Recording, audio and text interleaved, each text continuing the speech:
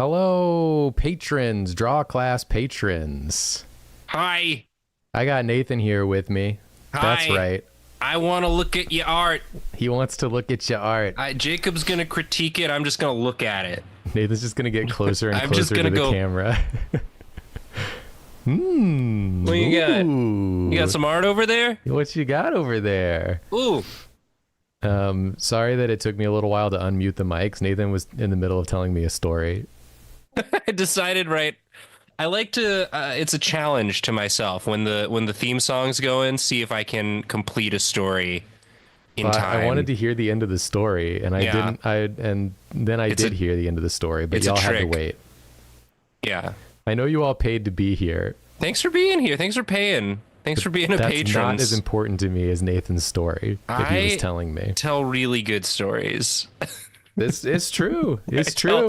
Excellent, suspenseful, dramatic stories. I was on the edge of my seat.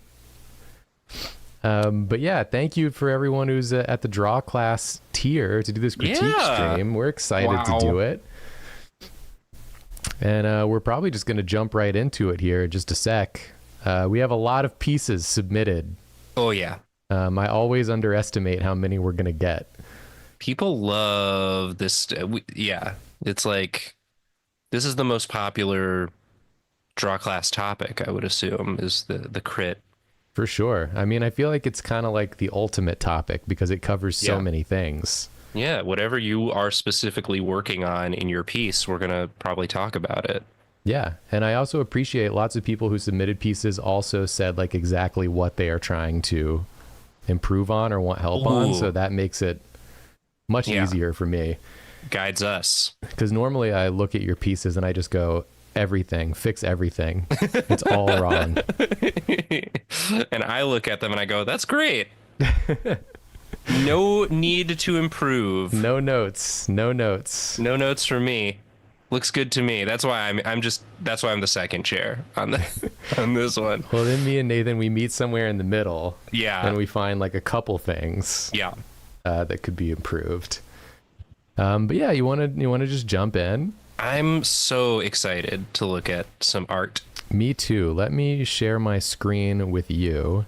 Please. My guy, my friend. My friend. Thank you. Oh, yeah. Get you up there in the corner. Get me in the corner. Put Nathan in the corner. And I'm just going to go in order of posting here on the Discord. Beautiful. The first person in to post was Sunny Skies. Are you here, Sonny? Are you here, Sunny? It doesn't matter. We're doing it no matter what. Yeah. Let me collect these images here whoop, that's big. Lunar Cane Arts is Sunny. They are here. Lunar Cane Arts. Hello, Sunny / Lunar Cane Arts. I see your watermark now, which also says Lunar Cane. Nice. Let me get Oh, this is nice. Let me get this. We're going to talk about both pieces. Got a little comic page as well. Ooh, yeah. Okay, let's read what Sunny said here. Yeah. Said, things I'm looking for: general advice, color, shading, backgrounds, comic structure. Okay. I'm genuinely trying to improve myself, and I'm drawing more to do so, but it'd be nice to have specific directions to work toward. Also, I'm mostly self-taught. There are some Clip Studio Paint things I do not know nor understand. Same. There are always those things you will not know, nor will you understand. Yeah. Okay, well, let's start then with this first piece here. Yeah. Of these two fine folks snuggling on the couch. It's very cute, and I like it. Real cozy vibes, yeah. I think going by what you asked for help on here, I think the color is pretty good. Yeah. I don't have many notes on the color. Like, it looks convincingly to me like a dark room with a TV. Mm-hmm. Something you can always do to kind of get even more of that effect, since there's like no other lights on, is you can go a little harsher with the shadows for sure. Yeah. Just to like give you an example really quick. And I think this is like a common problem that every artist I've ever known, as they come up in their art journey, has this issue of not going far enough with light and shadow. Yeah. It's like you get worried about messing everything up, and then you kind of go like halfway on everything. But I think we could definitely increase like sort of the values at play here. I always do this. I always put Nathan so that I can't reach my layer effects. Blocking it. He's like, no, don't rely on the multiply layer. No. It's a crutch. It's what I always use. Yeah, but if the TV is like the only light in the room, TVs are usually pretty bright. So you'll get like darker cast shadows behind the things. And this also serves to like better highlight the objects themselves and kind of draw the viewer's eye. I fight for the users. And then like, Tron. this would cast a shadow. I've never seen that. Is that from the movie? I think it's from the movie Tron. You think it's from the movie Tron? Yeah. Here's a little area where you could account for the Changing shape. angle. Yeah. The topography of the shadow a bit here. Yeah. Which this kind of thing, you kind of just have to do some research as to like how shadows fall on things. Look for like reference that has very harsh lighting. Yeah, I mean, you can even just turn the lights off in your room, except for your computer. Yeah. And like have a piece of paper or something. Take your own reference images. Yeah. For sure. And I think this also applies to like the characters as well. Yeah, it's just going to hit every surface. So like anything that TV is not directly hitting is going to be cast into a pretty dark shadow. Yeah. So like everything kind of back behind them. And this really like sells the illusion of the bright light and the dark room. Yeah. Which is what you're going for here. So just don't be afraid to put in some darker colors and like try to get more of a difference there. Something I also like to do is I get the big airbrush. Big airbrush multiply layer. Looks like you've done this a bit in this piece, but I think you could do it even more. And I'll just go like really just, let's actually clip this to the image here so it's less confusing. Yeah. Really darken up sort of these edges. And this can also help you to like focus in the viewer's eye, because like these are the subjects, or like the two characters. And so that's where you want the most detail and also the most like highlight and light to be focused. Yeah. You can also use a layer mode like add glow. I use a lot. And we can get like a lighter like TV blue. And you can just hit them with like a little bit. Oh yeah. Not even too much, but not too much. But just a bit to get like that TV glow sort of look on everything. Exactly. And putting this on top too of your line layer will lighten up the lines in places where the image is lighter as well. Sometimes when all the lines are the same color, it can be a little, it kind of takes your attention and puts it everywhere. Mm-hmm. So doing a glow layer like lightens up the lines a bit as well, which I think is nice for something like that. Totally. Go ahead, Nathan. I just said totally. Totally. So you can sort of see looking like sort of there's an increased depth here, and this is just from doing a little bit. Yeah. But this looks a lot flatter now. Like now that you've looked at it with more intense lighting, you take it away and it looks a lot flatter, and then you're like, oh, I see now how that makes a big difference. So that's like easy things you can try to like implement a little bit more. You can also mess around with, you know what I need to set up? I got to set up the values layer. This is the trick right here. You set up a layer on the color setting, put it over top of your work, fill it in with black, and it will make everything black and white. so that you can check your values. And when you look at it this way in black and white, you can really see where the values could be brighter in some places and darker in some places. You have a little more separation in the values. And one way we can do that as well is my beloved levels layer. This is a correction layer. Level correction gives you this fella right here. Ooh, yeah, I love doing levels. And you can make some adjustments here. Let's pin it to the thing as well. Pin it.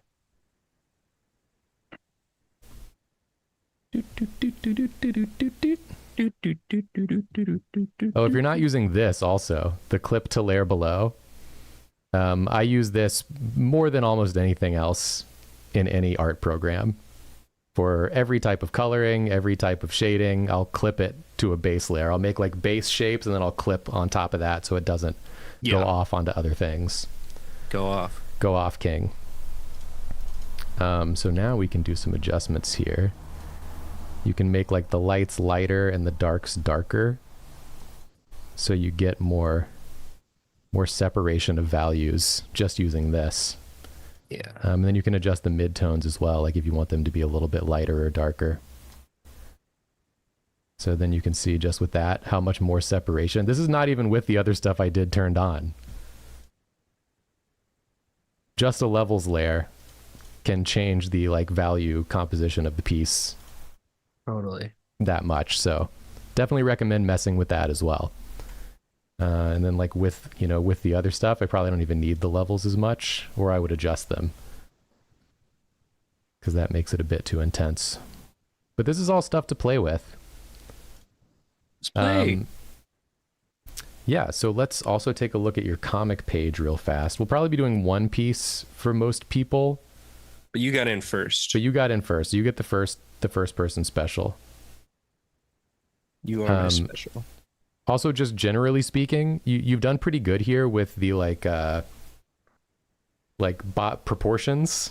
I know what words are. Bot. Your proportions are pretty good. I think you could work more on the anatomy in 3D space, because you did great on like the size of the head versus the size of the torso versus the length of the arms and the legs. That all looks really nice. But there is like sort of a flatness to all of them. Like they all move like they are 2D objects.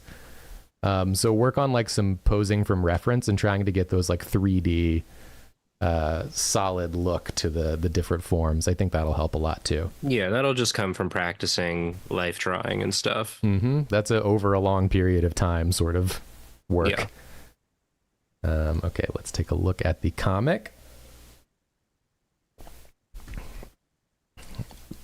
So for this one, we've got a person walking in with sort of the beautiful blue flowing hair. I imagine the blue flowing hair is like important to the character since it's like focused on in this first panel. And then an establishing shot here of the room and them sitting down. And then we have some panels here of them putting on their glasses and sort of turning to look at whoever is spoken to them here. A couple things I would think about here. These panels down on the bottom, I think, are all a little too similar to warrant them all being necessary, if that makes sense. What I might do instead, if I were you, because since I don't know the story, obviously, I have to like infer based on your art what the areas of importance are. If the character putting on the glasses is important, like the glasses are an important piece of the narrative here, you could maybe have like this panel with them, looking down, and then have a panel of like perspective of like, yeah, them opening up the glasses case from like this character's view with like the glasses in. Yeah, you could do over the shoulder like this. You could even just do like a punch in on just the glasses case with the hands if you don't want to draw that much. That would also work. And then you could have a closer up of like the putting on the glasses portion. Just don't be afraid to like punch in more frequently, I think. It makes things both easier to draw because there's less visual information, but also it makes it very clear to the reader what you want them to focus on. So you could like punch in on the putting on the glasses. The other thing I was thinking of, this stuff also really helps to like break up the visual language of the panels. Like these three all being like from the same perspective and same distance is like feels a little monotonous. And this kind of thing over here just makes it more dynamic for the viewer, so they're more engaged panel to panel. The other thing I noticed is you've got this little O here, which I think is what is drawing the character's attention in this panel. I would make stuff like this bigger and maybe even cross panel borders. Don't be afraid to like break the boxes. You could have like the O be like larger. Right, because it's being said in this panel and being reacted to in the next panel. So it's bridging the, Or if you wanted to have it be like up here, and I often will take bubbles like outside of the box. Yeah. Feel free to do that, and you could have that coming in from off, and then you could put the question mark like bigger and in between panels, just something to like guide the eye and like move you between panels visually. Yeah. I think is something to keep your mind on as you work on this stuff. And yeah, don't be afraid to break panel borders. I find it very like visually interesting and cool. You could mess with it up here too. Like I probably would have had the hair like this. Maybe even flipping up. Because this is like the big thing we're looking at here. You can have it like break borders and it will look a little more interesting. Yeah. That's a few things to think about. And I think we'll move on to the next person. Yeah, but this is great stuff. Keep drawing. Yeah, keep drawing. I really like where you're at. Like I said, I'm really impressed with your proportions at this stage. I feel like there's... you've got a lot of, especially like, I love the way you did this little squart version here. Yeah.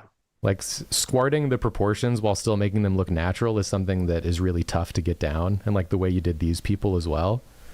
Yeah. This is a nice, it keeps the visual focus on the main character, keeps it from being a little too busy. Yeah, totally. And I think with the color of the hair too is a nice way to like draw attention. So your eye goes right to her. Yeah, you're already doing a lot of stuff right. As everyone will be as we go through this. It's cool. All right, let's go to the next person. Let's see who we got next. Who's next?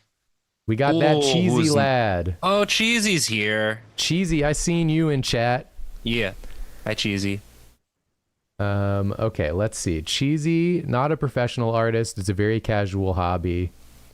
There are people who probably need help more than me. If you're short on time, feel free to skip me. I will not be skipping you. No. You paid to be here and be in this class. Yeah. I will not steal the value from you. And even if it's just a hobby, you still, critique is still helpful. Yeah. I don't know why my little hand came up on my You're here to webcam. learn. Why is my hand up on my webcam? What is that? Why is that there? How do I make it go away? It's just there. It's just there forever. Excuse me. That's awesome. Okay, let's see. You've done a lot of redraws or reinterpretations of comics and animations, but you're trying more original pieces now. Generally not very happy where I am in terms of my skill. Beyond gestural sketching and basic coloring, I tend not to draw anything I'm satisfied with. I know that feeling. As soon as I try to go for a full ink and color, the drawing becomes bad. That's a common problem as well. Oh, yeah. Happens to the best of us. There's two Drawfee related pieces attached here. I'd love feedback on how to complete a drawing with proper inking and color, and also just general feedback on the way I draw things. I don't have a lot of problems understanding the basic concepts of coloring and shading and anatomy, and then the draw class has been very helpful, but if you see any place I'm lacking, please let me know. Okay, let's take a look here. We have York in a corset. Cork. York in a corset right here. Love this. That's so fun. Especially since it's fan art of my character. Yeah. Okay, so we'll take a look at this one first, and then if we have time, we'll do the other one. First things I notice, you're talking about inking and coloring is kind of where you struggle. I definitely see, because it looks like your inking is done in a way very similar to your sketching, where it's got this like very gestural and like scratchy look, which is something you can do stylistically. But I think the number of lines in the inking process is where things are getting bogged down and starting to look a little bit like muddy. Yeah. Let me make a layer here. I'll try to show you what I mean. Maybe I'll ink over this a little bit to show you. God damn it. Nathan, get out of the way. Go I'm always here. in the way. Just I gotta be here. in the way. It's where I feel most comfortable is in the way. It's a great place for you to be, right down there. It's just anytime I'm at a bar or something, a party, I just want to find a place to stand where I'm not in the way. It's impossible. I'm always in the way. I feel the same, honestly. Not about you, but about me. Every time I'm at a party with Nathan, he's always in the way. Oh, I do see in this other piece you sent. Let me actually bring this one in here. Bring it in. This one has more of a clean inking style.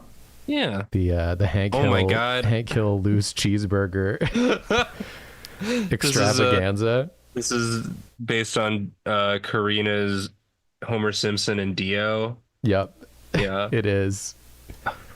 It's really good. Yeah. Yeah, I really like a lot of what you've done here. Great work on a lot of this like anatomy and stuff. That's a pretty complicated piece. Yeah. Nice bulge. I still think I do like the inking better in this one. Yeah. You've got kind of a cool like brush strokey aesthetic going on. I think it could benefit a little bit from thinking more about where the lines are thick and where they're thin. Do a little inking thinking. Do some inking thinking. Yeah. Let me show you what I mean. The booze. This is where Bobby and Luce have. It's good. For instance here, when I'm looking at Hank Hill, Screaming Hank Hill, I noticed that these lines here at the neck and the back are really thick, but then these lines around the head are much thinner. Typically, if there are lines that are like big exterior shapes, those can be thicker all around. So I would try to have more of a consistent look to these ones, all the exterior ones. And this also can help you by like making you focus in on the shape language of like this like hair object. Yeah. Because how you have it right now, it's a bit like kind of like lumpy mashed potatoes look. But if you try to think about it as like one big shape rather than hair, like don't think of it as hair. Think of it as like, how can I simplify it into a shape that looks a little bit cleaner? And then you can have these like flyaway strands. I love doing these. Oh yeah. To break up the shape a little bit. And so that helps like make it more cohesive with the rest of your inking here. Yeah, largely I think your inking could be just like simplified in general. in many places. This hair too, which I do actually like how this hair looks. Yeah, it's nice. But I think you want to focus more on these like big shapes first, and then add more detail as you go.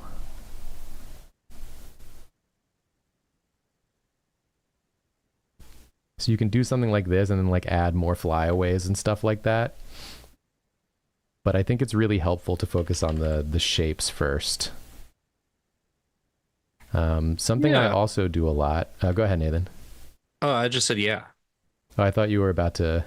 Well, I guess another thing to think about in terms of like line thickness. This is a piece of advice I've seen floating around that I tend to agree with. Is anytime an object is in front of another object, thickening up the lines on the object that's in front where they intersect.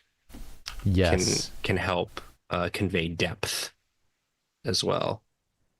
Yeah, that's another great way to think about it. There's like tons of ways you can play with line thickness to get different results. I definitely recommend like looking at examples of like artists you like, looking at their lines and pieces you like, and really focusing just on the inks and being like, why are they doing certain things in certain places? Yeah. That can be really helpful. Something I do a lot that I'm doing here as well is that I actually like carve and sculpt my inks. So I'll like do a line and then I'll come in with the eraser and I'll erase the line and then I'll add a little bit. Yeah. And then I'll erase that to try and make it like come to finer points in certain areas and then be thicker in certain areas. Mm-hmm. Sometimes I'll go back in and thin it out a little bit if I think it's too much. So you can feel free to do stuff like that as well if it helps you get like sort of more the look you're going for. Mm-hmm. But yeah, it can definitely help with the cohesion to try and go like generally thicker on these like big round objects, which you've done well here on the arm. So like any of these big shapes go thick, and then when you get into like the littler details, you know, we go thinner again. And then we go thicker here. The thick and thins can really do a lot for you. Yeah. And keep in mind, like anything that gets closer to the viewer will probably be thicker. But yeah, thinking of things in like big shapes and big blocks really helps me a lot. Especially in pieces with lots of details like this. Definitely. And I think, let's see, what else did you ask about? Coloring? Coloring's a tough one because it's just such a big concept.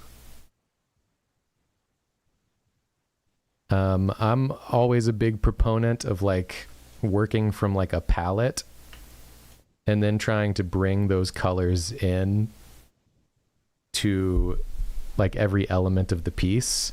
Because like when I look at this piece, kind of what I'm seeing is you have this bright orange background, but this orange is not infiltrating the piece anywhere to like bring it together.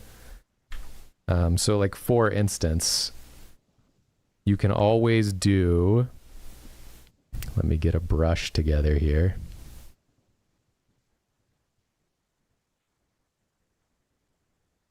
The classic trick, rim lighting. Oh yeah. You can always do. I'd probably actually go brighter than that. Let me do maybe a glow. Yeah. Yeah. So like you can get, this is going to be quick and dirty, but it's just to give you an example. You can do like rim lighting to help bring in the elements of the background like into the piece, and then they can be on Hank as well. And now it's like these elements are all talking to each other a little more. They're conversing. You can also do, like I mentioned in the last piece, one of my favorite things. Let's take a color from the piece, like this blue loose color. make a multiply layer, and then you know what time it is. Big soft brush time. Big soft brush. Like their faces are the subject, so let's darken things that are not the faces.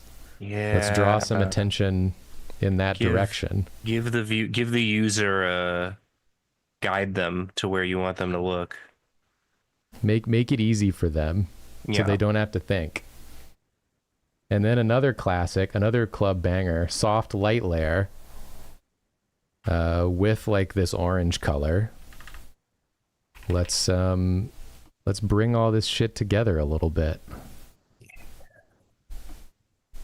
You can kind of force your way into a harmonious color palette by just like messing around with this stuff. Totally.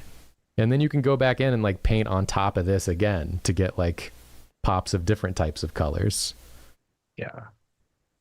Yeah, like if you find that, you know, you've done this and now the red that you have for loose is looking too similar to the orange in the background, you could go in and like select that, adjust it, maybe make it a little bit more in like the purple zone, just so that like there's a little bit of contrast there or something, you know. You totally can. A good way to do that, if you want to, is you can mess with a color balance layer.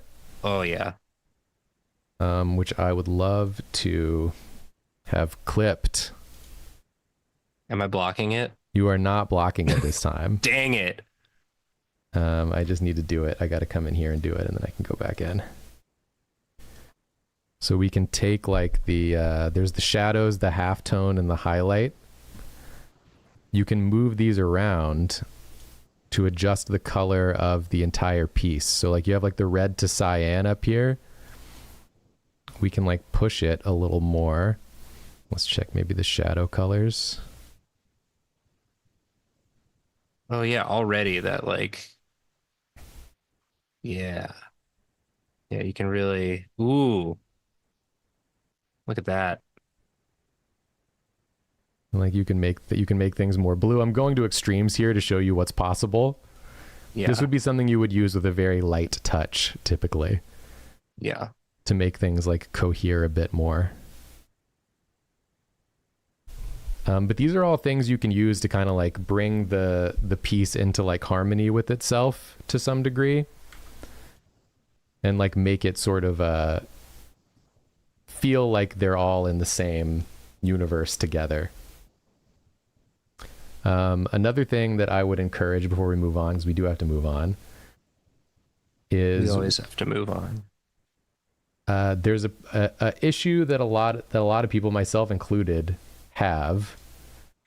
Going back to the base piece here, which is that you're like, I'm drawing Hank Hill. So what I need to do is pick the colors that Hank Hill has and put them on Hank Hill. I don't recommend necessarily doing that.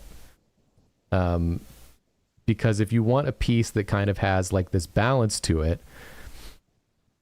if you have like the neutral lighting condition colors of both characters, they're not going to mesh together because they weren't in the same lighting conditions when you looked at the reference.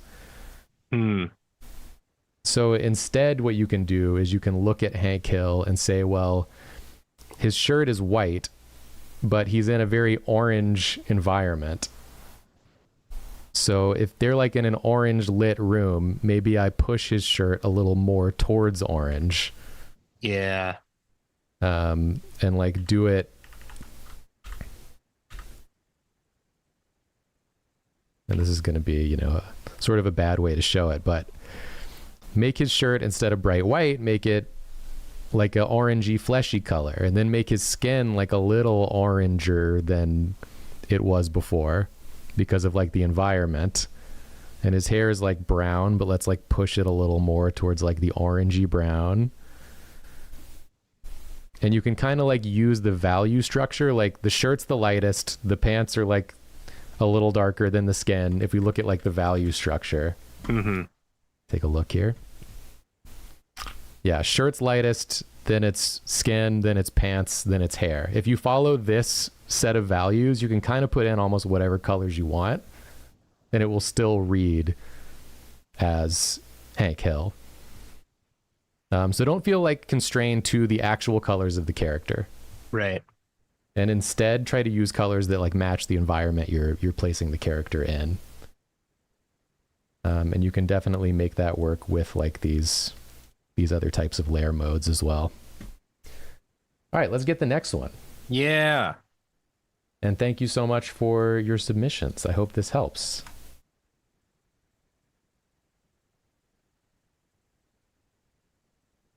Up next, we have Ian. Says, hello, I've been trying to get back into the swing of things after having an extended art slump. And while I'm glad to be making stuff again, I feel like a lot of my pieces look 10 to 15% unfinished, at least to me. Mm-hmm. I get towards the end of something and often start to struggle with what I need to do next to really make it look complete, especially when I've gone fairly detail heavy in other parts of that piece. That's my main focus for this critique. But any advice/critique is appreciated. Thank you so much. The classic final steps.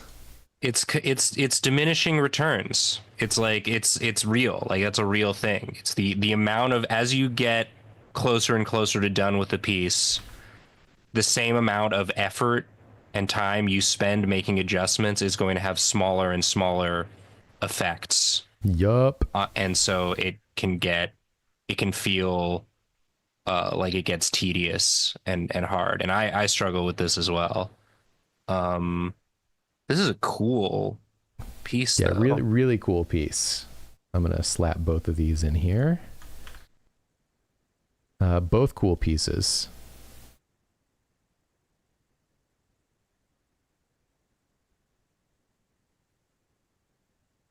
And this one for me,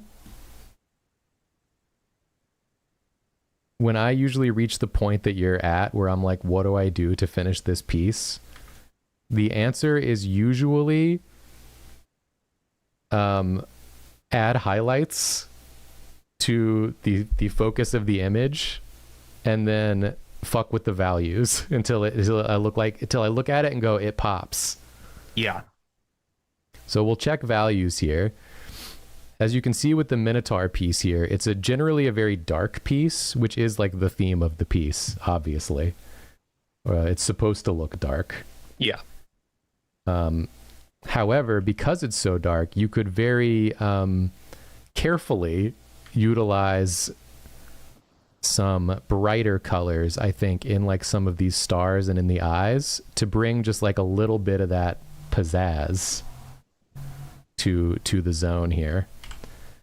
So let's grab this color here. We'll go like a little bit brighter. We're going to go add glow. We're going to make sure we're on the right brush. Some things that I would probably do is maybe find a couple places to add some like highlights to like the face. And this will kind of depend on how you want your piece to look, but I'm just going to like pick a couple like planes to accentuate here. Yeah. This kind of thing will really draw the eye to that location. And you don't need too many. No. The horns also could be a good contender for something like this. I mean, even just that little bit, I'm like looking right at the face now. Yeah. And you can even do things like you've already done a bit. You've done some of this like soft brush look. I enjoy applying a little bit of that to some of these highlights to get that kind of glowing effect. Yeah. Ooh, that looks sick, actually. Sorry. I just like it. I really like this piece, so it's like cool to get to contribute a little bit to it. Yeah. And you don't want to put it like all over because you want to be drawing attention to like the focal points. But I do think you could also use a bit of this on some of these stars.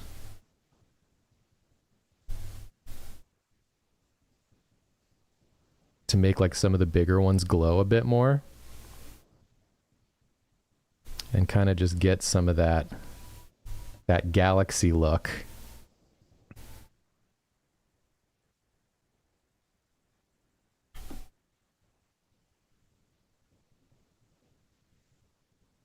And again, this is like, I'm doing this as an example. Like, you don't have to go as far as I'm going or in as many places. You can do it like to whatever extent you think makes sense. But I feel like just that, to me, makes the piece look more complete. Mm-hmm. Highlights are usually the answer. Yeah. If you're like, why is it not feeling complete? Some other things you could do. And also we check the values here. You can see where those nearly whites really pop.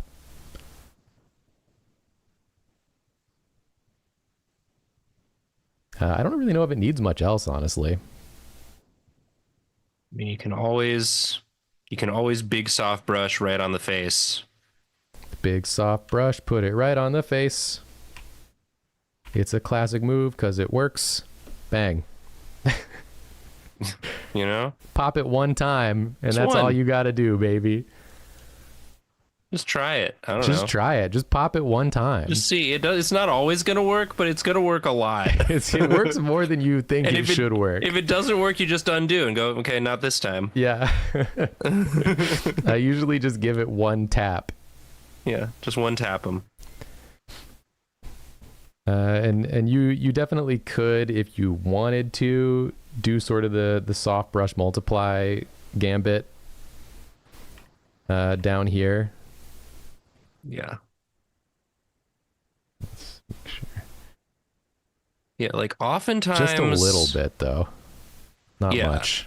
It's like it's that thing where for most of the piece, I feel like I do this as well. I'm like just sort of going for representation, like representing the thing I'm trying to draw.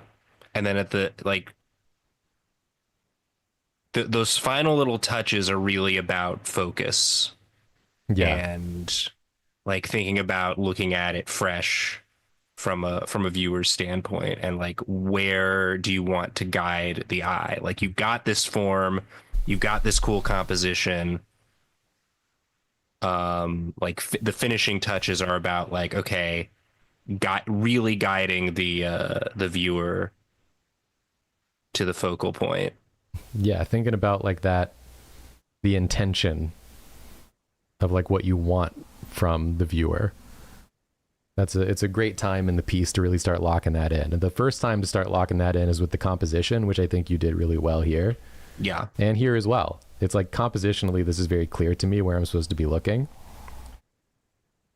But then I feel like where this one on the right here kind of has a similar issue, is that some of these tones are getting lost. This is way too close to the background, the clothes. So around where the clothes are, you either need to make the background darker or lighter. So what you can do, just gonna get a little lasso here to show you. Do a quick lasso out. Yeah. I really like the blue, that bluish brush against the black for the feathers. That's a really cool. Yeah, that looks sick. I love that. It's a really cool effect you achieved with that. I have no notes on the like look of the characters, the anatomy, the structure, all that. That looks great. Composition is great.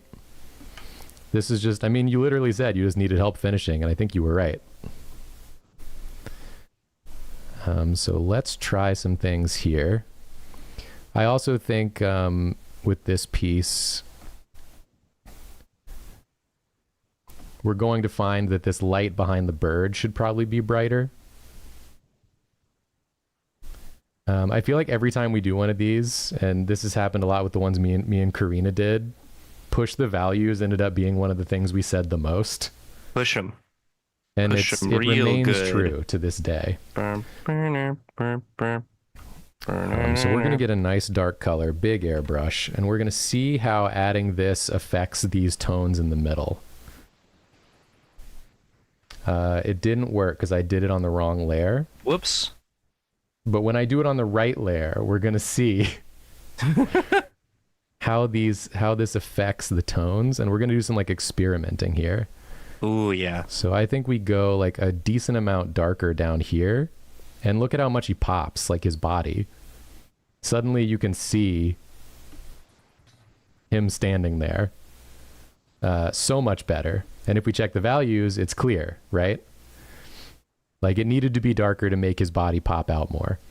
And these are often the answers. It's like put a value layer on and just look at it and say, where do the values look too close? Let me darken or lighten something. And then I would also definitely lighten up. Lighten up. I would just lighten up. Okay. Lighten up. Let him play. Lighten up. Let him play, coach. We're going to do this real quick and dirty, so I apologize. Just to get the idea. Yeah, I mean, it's definitely like the other issue of these classes is that I really like doing them. And I really get into it. That's not really an issue, but it's an issue for me. It's an issue. No, it's an issue. We need to talk about it. You like these classes too much. Actually, we should take this out because there's a building there. There's some sort of form there. Yeah, this just needs to be brighter. Sorry. I hate to tell you, just needs to be brighter. Lighten it up. Ooh, yeah. We're gonna lighten that bad boy up. Look at that. And then, you guess what that enables you to do? Rim lighting. Rim lighting. Uh-oh, rim lighting time. Who's here? Guess what, buddy? It's rim lighting. But what the rim lighting is used for here specifically, I'll show you with the values layer. The bird is getting a little lost in the values of the building down here. So what does the rim lighting let us do? It lets us highlight these parts of the bird that are getting a little lost, so that these figures can be clearly seen and identified. And that's like primarily the purpose of it. So we can do something like this. And I would even thin these up a little bit. Just to help us see in these areas where the values are getting a little close to one another. Yeah. And then you could rim light this guy as well. Like, I don't have to tell you that. Oh, you could. Get a little on the nose and face here. And you can do softer rim lighting on areas that are fabric. You can have harder on skin, softer on fabric sort of thing. And then, of course, we can, Of course. Add a little bit of this in there, a little bit of the good stuff. Yeah. But if we just take a look at this piece and we take a look at the difference, like compare the original to pushed values, and it's like my eye is drawn right in here. When I go to this, my eye's kind of lurking around because there's just too many similar tones. And we can check it with the values layer on. It's like when you turn on like the ring light. Like you're going to film a YouTube video and you're like in your natural room's lighting and then you turn on the ring light and it's like, oh shit. But yeah, sick pieces. I really like both of your pieces. I really think that just adding more highlights and checking your values will get you that last little bit of the way. Yeah. Hope this helps. Thank you, Ian. Oh, thank you. Let's put those in a folder. And let's move on to the next one. These are from Zandrubert. Ooh. I've been working more digitally recently. Both pieces demonstrate the same struggle of values. Oh my God. Oh my God. Hopefully you don't mean your moral values, because I see you drew Majima, so I don't know about your morals here. I'm happy to have either of these looked at. First piece, I'm having trouble making these characters pop against the background. Fan art for a tabletop campaign called Ballad of Innersville, which features Rebecca Roney, cowboy hat, and India Swift, tiefling. Oh, cool. You got good people. Second piece is Pirate Majima, and I'm struggling with the values where the eye patch and hair meet. Yes. Okay, let's get these in here, and we'll take a look at the values. Oh. Let me turn off this values layer for now. I'm spoiling things. So we'll take a look at this one first. Very cute characters. As usual with your work, I don't really have any problems with the drawings themselves. I think they're very cute and good. Yeah. As for making them pop against the background, I do see we have a bit of like a values issue here. And I think honestly, it's because the way you did the background is like horizontally reversed from how it should be. Because like this character has darker skin tone and you have them against the darker part of the background. And then this character has lighter skin tone and you have them against the lighter part of the background. I think if you just flip this shit, you would be good. I think it would clear it up. Yeah. It's a little hard to like show because I don't have access to the layers, but we'll try, won't we? Give it a try. Give it a shot. If we had like this color back behind this character,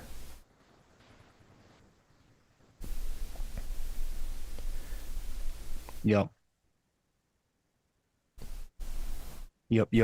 we can see immediately an increase in popability. Popitude. In popitude, insane popitude. Paw Patrol. Mm. And then we can take one of these darker ones and be over here with that. And see, and we can do some popitude testing here.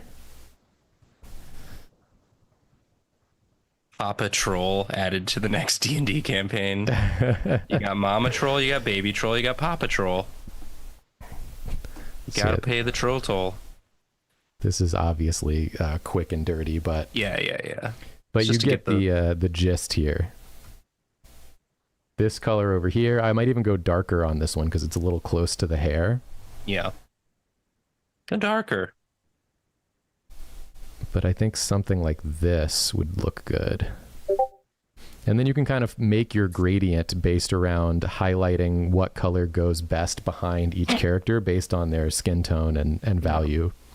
But I like this texture that you have. The texture is very cool. I also like the texture. But I think that will definitely help the pop. Totally.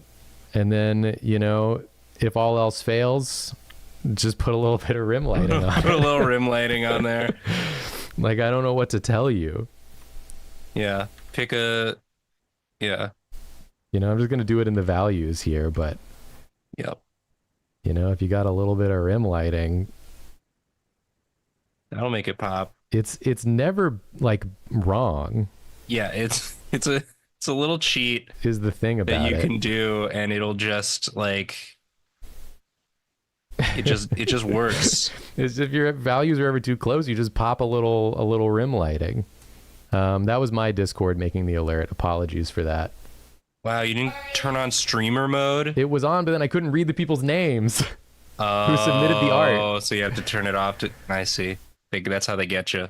Let me see if I can. You can either have pop-up noises or you can read the names, but not both. All right, I got notifications off right now. There. I don't want you to make any sound to me ever. Such a funny... I don't know what that has to do with streaming. It's like, you don't want to be able to read the names, right? It's because you might accidentally show the names on stream. Oh, okay. That actually does make sense. Let's see, was it just Julia talking about... It was just Julia talking about gaming. Are y'all gaming later? We play Marvel Rivals most nights. Nice. And so she was asking our friends if they were going to play Marvel Rivals tonight. Are they? It's not looking good. Oh. The biggest rival of Marvel. Scheduling conflict. All right, let me get back to where I was here. And then we're going to have to start moving. Yeah, let's go. I'm so freaking slow, dude. This is not it.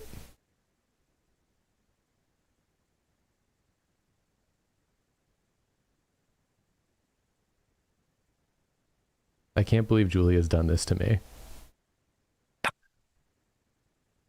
Okay, here we go. Yeah, so something like that. I think you got the idea there, Xandru Burt. You're already really good at art. And I think just pop one of these value layers over the top of everything, and then you'll see like exactly what needs to be changed. Yeah.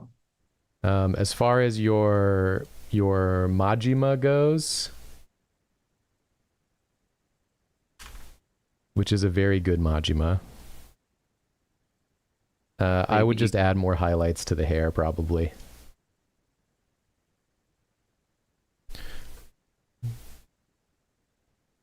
Just get in here with like a lighter color and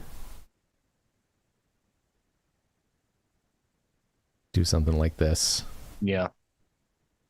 That'll work. To separate it a bit more.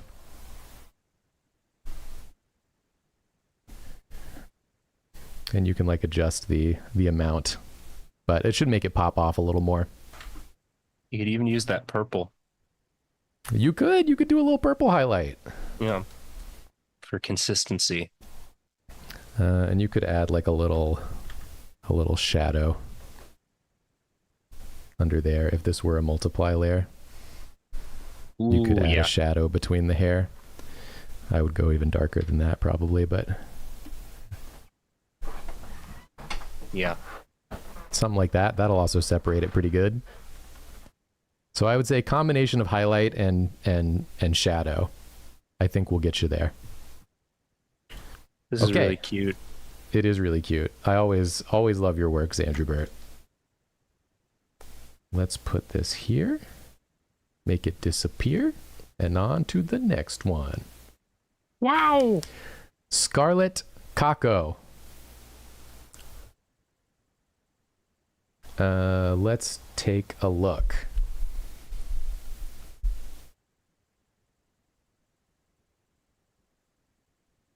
So we got two pieces. I'm trying to decide which one to look at. My first one, Ellen Joe, I thought turned out relatively well. Any advice on things I might have missed would be very appreciated. I also think it looks pretty good. I want to see it. It's like a Don Don-esque pose. Sort of an Oh, yeah. Exaggerated open mouth. That's fun. That's fun. Yeah, I really like this one. Very nice hand. I love what you did with like the lip and showing the gums. The only thing I think that is a quick thing, I think if the head is tilted back with the mouth open, the eyes would be a little lower down because the head is like rotating backwards like this. I think the whole head might be a little long. Yeah, the perspective would squish stuff together a little bit. Yeah. Maybe. Just sort of, it's like the nose bridge area, I think is just too long because when you lean your head back, it shortens the nose bridge. Hi, Julia. Hi, Julia. Hi.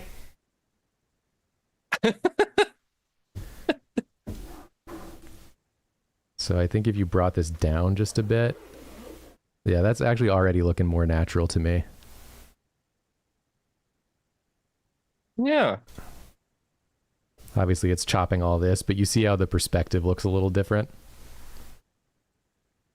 Just looks a little more natural to my eye. And then this would be an easy fix. You could just move it down and then just redraw over these parts. Yeah. Take no time at all. Sick piece, though. Yeah. Let's take a look at the other one, though. I feel like there's more to talk about here. Okay. The second one, Magic, isn't finished, but I've been working on it for a long time. It's been absolutely beating my ass since I'm not used to doing things in painterly style, and I've been trying to get better at it. It felt like it looked like pure slop for most of the process. I totally get that. That's painting, baby. Painting is slop. So here's the Magic painting. Ooh, yeah. I like the pose and I like a lot of what you've done here, but I can tell you definitively where the slop is coming from. Because it's a good drawing, like underneath. But the slop is because it's all soft edges with your rendering. Yep. You have to do, when you're rendering, soft edge, hard edge. So for example, like with this hair, you might want to make this edge harder.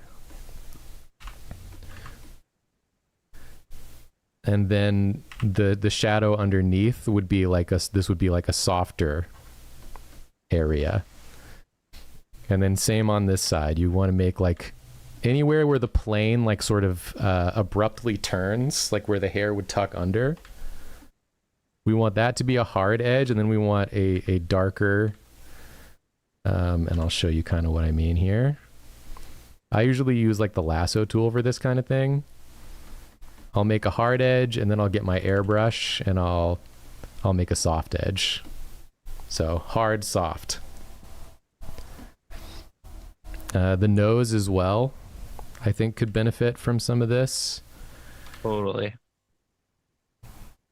We definitely want like some hard portions of the nose, like especially where it's going to turn down underneath. And this could be, you know, darker as well.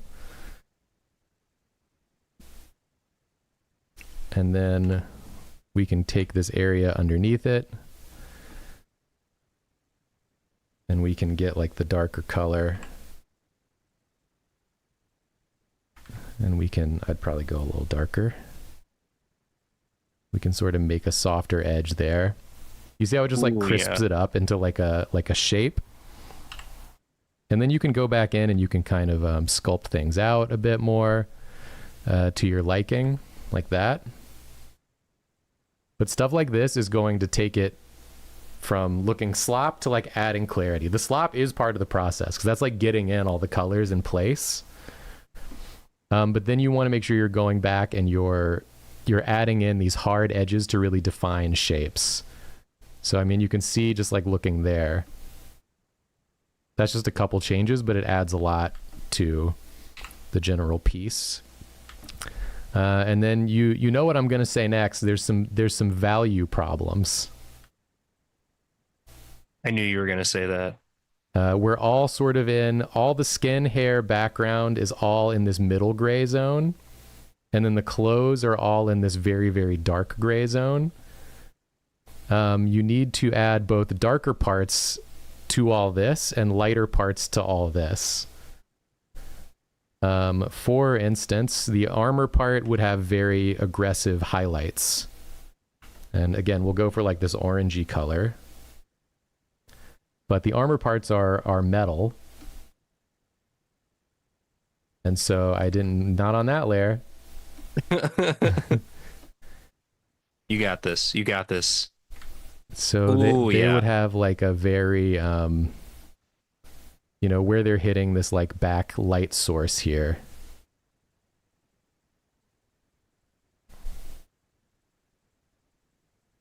You would have a very aggressive highlight that makes that pop out. That also helps these bits down here that are like getting lost. You can add some lighter highlights to them as like the light comes around. You can even add it to like little bits like this And see, that really defines the shape. You want to make sure your shapes are well defined and like visible to see. Yeah. And you can do the same thing with areas like the shorts. They wouldn't have the same kind of hard highlights, but you can definitely take like a lighter color. And like on the areas that are going to be lighter, you can just lighten them up a bit more. Just to give, you know, that's in Sloptown for sure, but it's just to kind of show you an example. You could also do a thing where you go like lighter on the stitching of the pants, or use like lighter inks like this. Oh, sure. Yeah. That's something that I tend to do a lot. Yeah. If it's just going to be like inked in there anyways, you can just use a lighter color to help define all the shapes. Like that.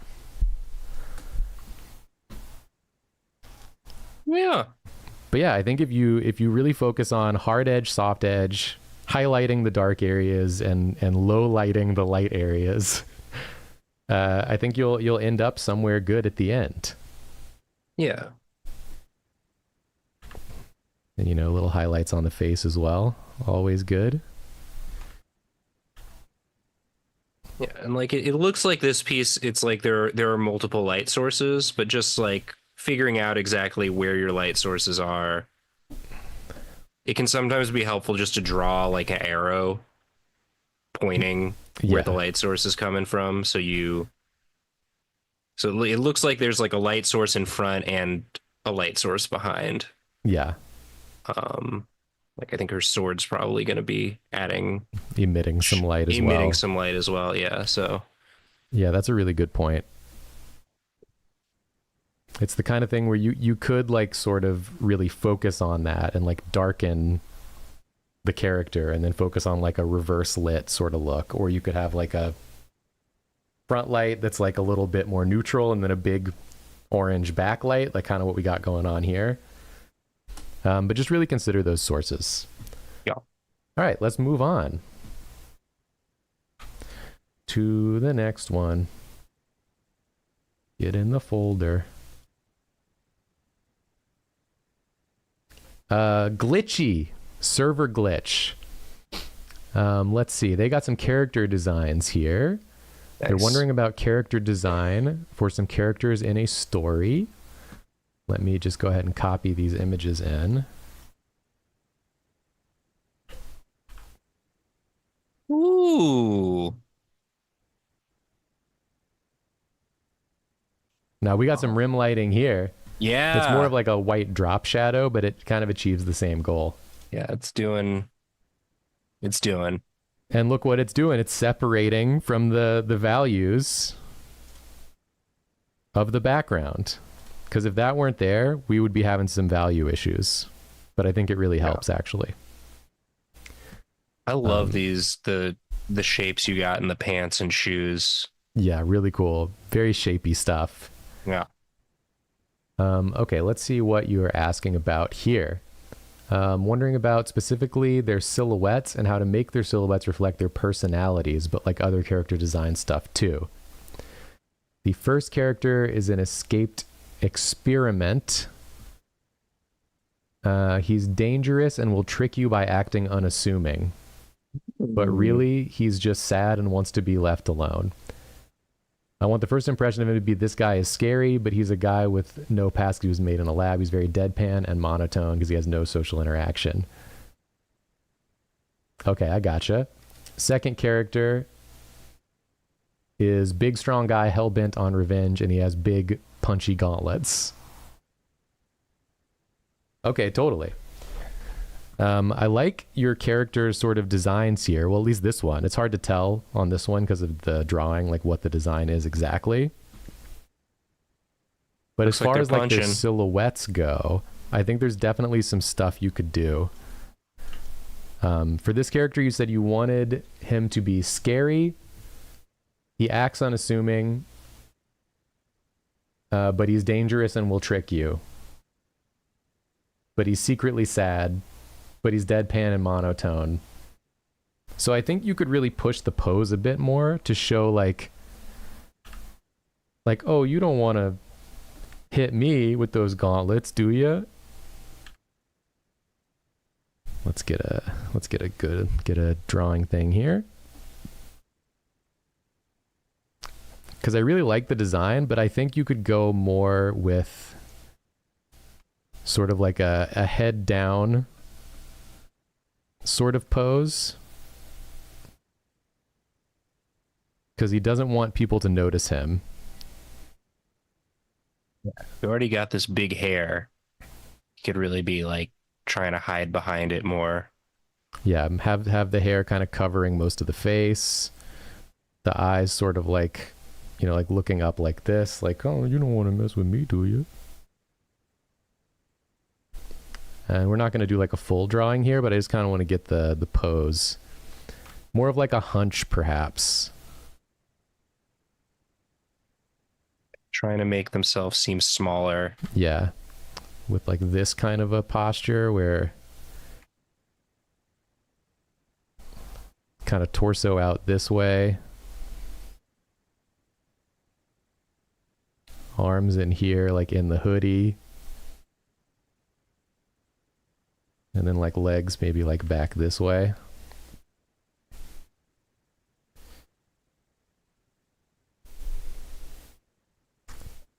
Just something that says like right when you look at him, you're like, oh, this guy looks sad.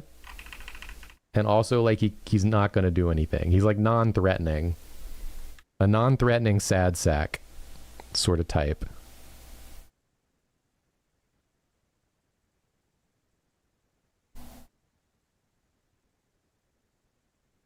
If that makes sense. It makes sense.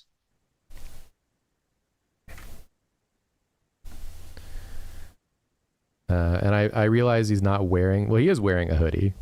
It's a zip-up hoodie. It's a zip-up hoodie. Which, again, I really like the way I love the big zipper. I love the, like, pointy teeth of the hoodie. Yeah, that's kind of a good touch there. It's kind of like a hidden threat element. Yeah. Which I think goes well with the character. Yeah. Like overly exaggerated sharp teeth there. Create a cool, it's like a mouth.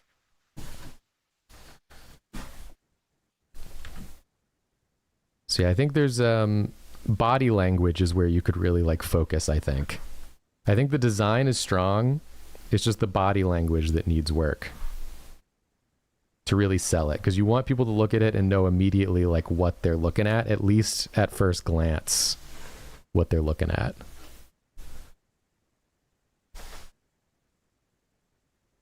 So I would probably go with something like this if it were me.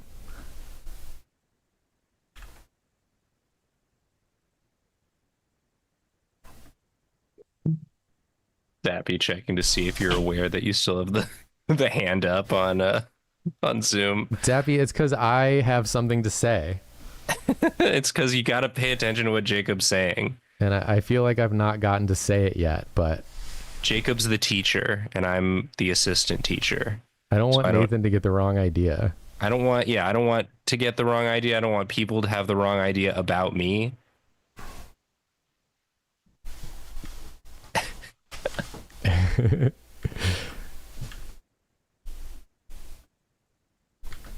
Yeah, something like that. Lunar Kane suggests muting and unmuting that might get rid of the hand, but we like the hand. No, we like the hand here. We want to keep the hand. The hand is part of it. It's part of the experience. Yeah. It's a hands-on experience. Hands-on teaching. That's what we want to really drive home here. Yeah. We take a hands-up approach to teaching. But yeah, hopefully that helps kind of give you some ideas of where to look. Like look up reference of like people doing in kind of extreme body language poses and try to like reference those. Like if you look up like I'm trying to think of what you could Google for this. I was going to say look up sad guy, but I don't know if that's going to get you there. You could even, can we see how it looks if you don't even see the back, like the further away arm at all? Like it's not in the, because something about, yeah, because we don't even, this way you don't even know what the other hand is doing, which I think adds to like the hidden danger element. Yeah, I mean, that could work too. Maybe he's ready.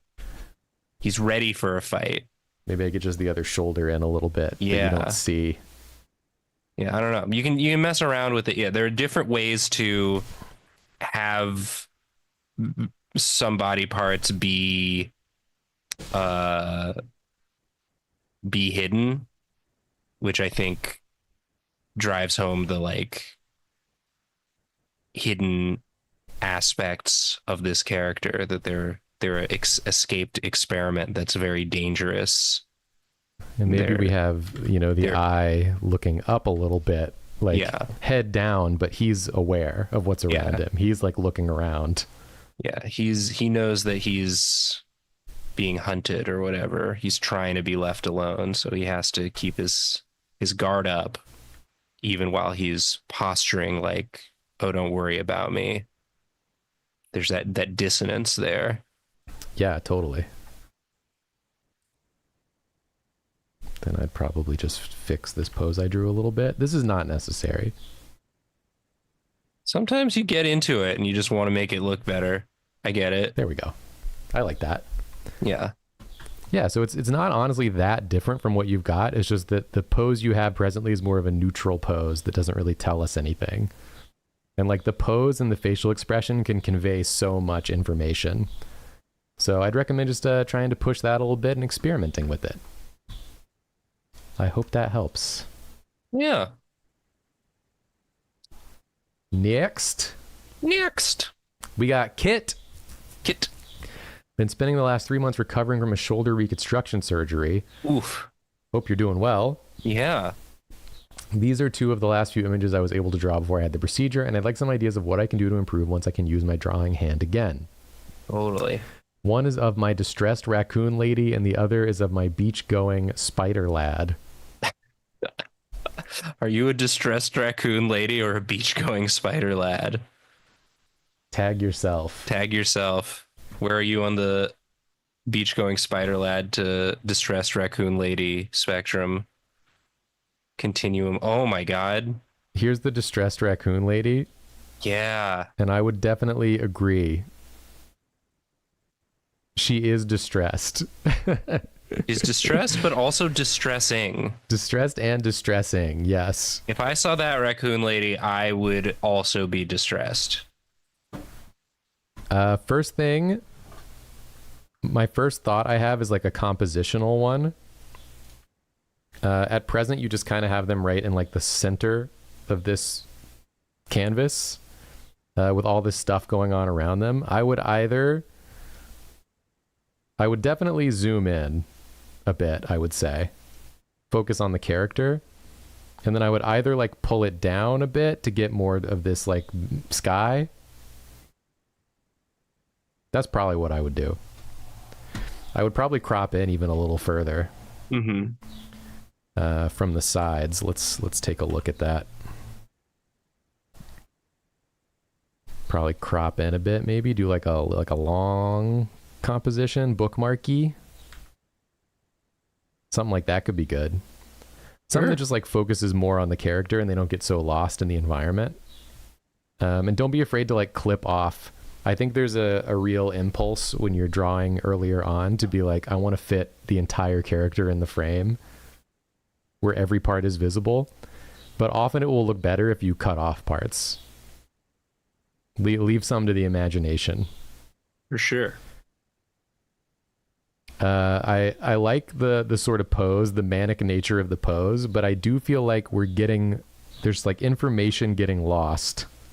A little bit. And if you want to guess why, I think it's got to do with the values. It's got a little bit to do with the values, for sure. For sure it does. Namely, this stuff here, this hand and the background are nearly the same value. And then you've got this very bright, whoa, goodbye. Wow. This very bright white, like straitjacket situation. But then the legs and the tail are the same value. Mm-hmm. And then this here is so bright. It's brighter than the legs or the tail of the creature. So it's drawing attention to down here.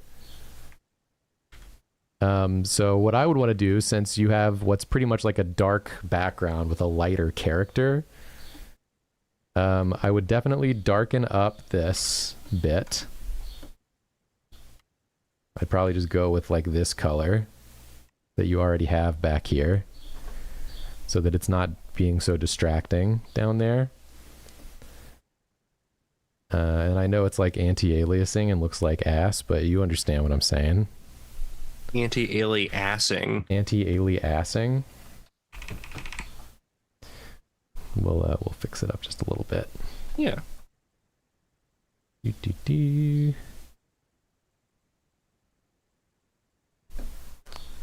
Then that makes that part not distracting. Moving up from there, I would go back on like this tail situation and I would darken the tail. It's going to be a little hard to get at, but I'll show you what I mean. I'm a master of lassoing. The lasso masto. Because I do it so much. You're much better at lassoing than I am. Well, I do it a lot because I tend to be lazy about putting things on different layers. And then I have to go back and like get bits to fix because they're not on their own layer. Okay, why did that go away? It's a really great question. Freaking got your ass, dude. You know, I wish I had the answer to it, but God works in mysterious ways. Yeah, that was God did that. God did that one. There you go. Okay, so you could definitely just darken this tail back behind things. So now the leg is very clear and the tail is very clear. And I would probably continue that darkening like all the way around. Yeah. Maybe get brighter over here as it comes towards the foreground. And I do see you put in like some shadows behind the legs, but they're not dark enough to make the difference that we need to make here. Next thing I would do is probably add some highlights or rim lights. This is gonna blow your mind, but that's what I would do. Yeah. It's just one of those things where it's the easiest answer. You already have some cool lighting stuff happening in the sky. Yeah, bring some of these purples. Yeah, bring those in around the hands and the face. And this like hat. Oh yeah. So there's areas here where you can really, because there's all this stuff going on in the sky, you can highlight them. And then you will have some separation of these things so that they become a little more visible. You could also just change the colors of the hands. Might actually even be a better option. But absent doing that, highlights will at least make things stand out a little bit more for you. Yeah, and then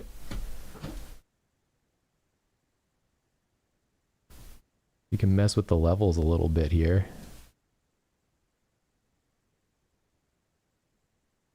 Because I think we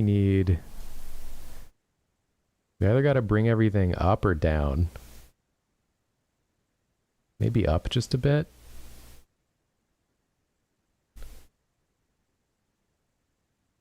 Bring up, Baldy. But yeah, I would say just like when you're formulating your composition, try to think about the subject and like how to highlight the subject the best. And then place them in such a way that they're like the center point.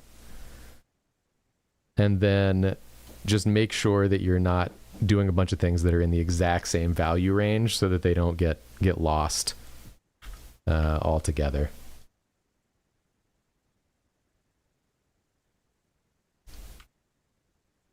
And then obviously, obviously do this. Obviously. just give it a little bit of that. So that's some ideas. I hope that helps. And thank you so much for submitting. Yeah. Cool raccoon lady. I really like the manic nature of the there's so much energy in it. Yeah. High energy. Don't do it. Don't do it. Not here, not now. No. Okay, bards only. You are next. I've been working a lot on my values and composition. That's what I like to hear. And while I feel fairly confident in drawings where the lighting is harsh/limited, I tend to struggle with well/neutrally lit spaces/multiple light sources. Unfortunately, my best examples of lighting I like is an art not suited for here or YouTube. Well, thank you for not including those pieces. Let's take a look here. Really great angle on this one. Ooh. That is a tough composition to tackle right there. And I think you did an excellent job. Yeah, that's great. I really like the colors as well. We'll take a look at this one. I'm always impressed when people can draw like a full scene full of stuff and like they get the right number of details to like convey what's going on, but it doesn't feel like overly busy. Yeah, absolutely. I think you did a great job with that on this. You did do a great job with this. I do not do a good job with this. So this is an area where you have exceeded me. Yeah. Is filling a room with objects. Man. I just get so tired and bored. Man. But as far as lighting goes, I really like the composition here. Man. I feel like your values are pretty good. I do think there's areas where we could push them a little bit to get a little more like vibe in here. Usually in a convenience store, you're going to have these harsh overhead lights. I think an easy way to kind of get that feeling a bit, and this we talked a little bit about earlier, you have all your lines are black. So it makes it less obvious or to show areas that are washed out with light. Julia is talking to a cat, yes. Sorry. She won't shut up though, the cat, not Julia.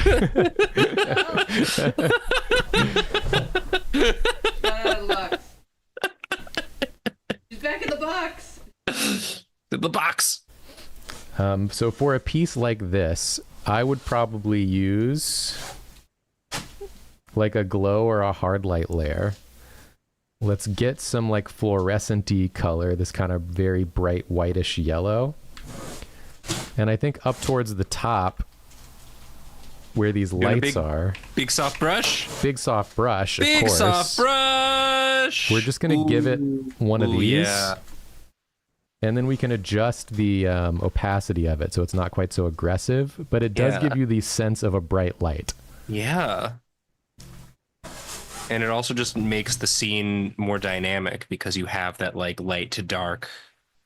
Even if it's very subtle, it's still just like gives it a little bit more. Yeah, it looks atmospheric. Atmosphere, that's the word, yeah. Then another thing you could do with the bright light from the top is that you could add a little bit harder of shadows, cast shadows. So we'll go with like a bluey, not bluey, but hey. not bluey. Bluey and bingo. Because if they're being lit from above, we can really go like harder underneath these areas.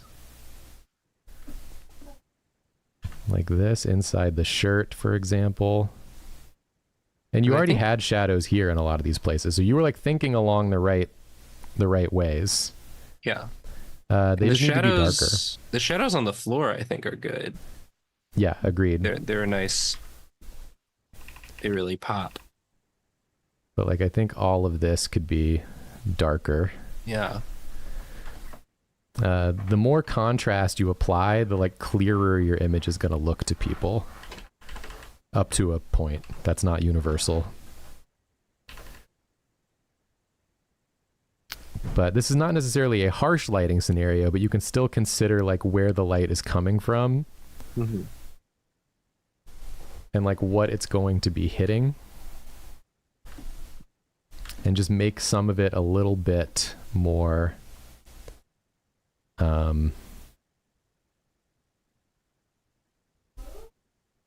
little bit more shadowy. Yeah, make the shadows a little more shadowy. Something else you can do. Lasso tool. Lasso tool. Oh, lasso tool. Oh, lasso tool, is that you?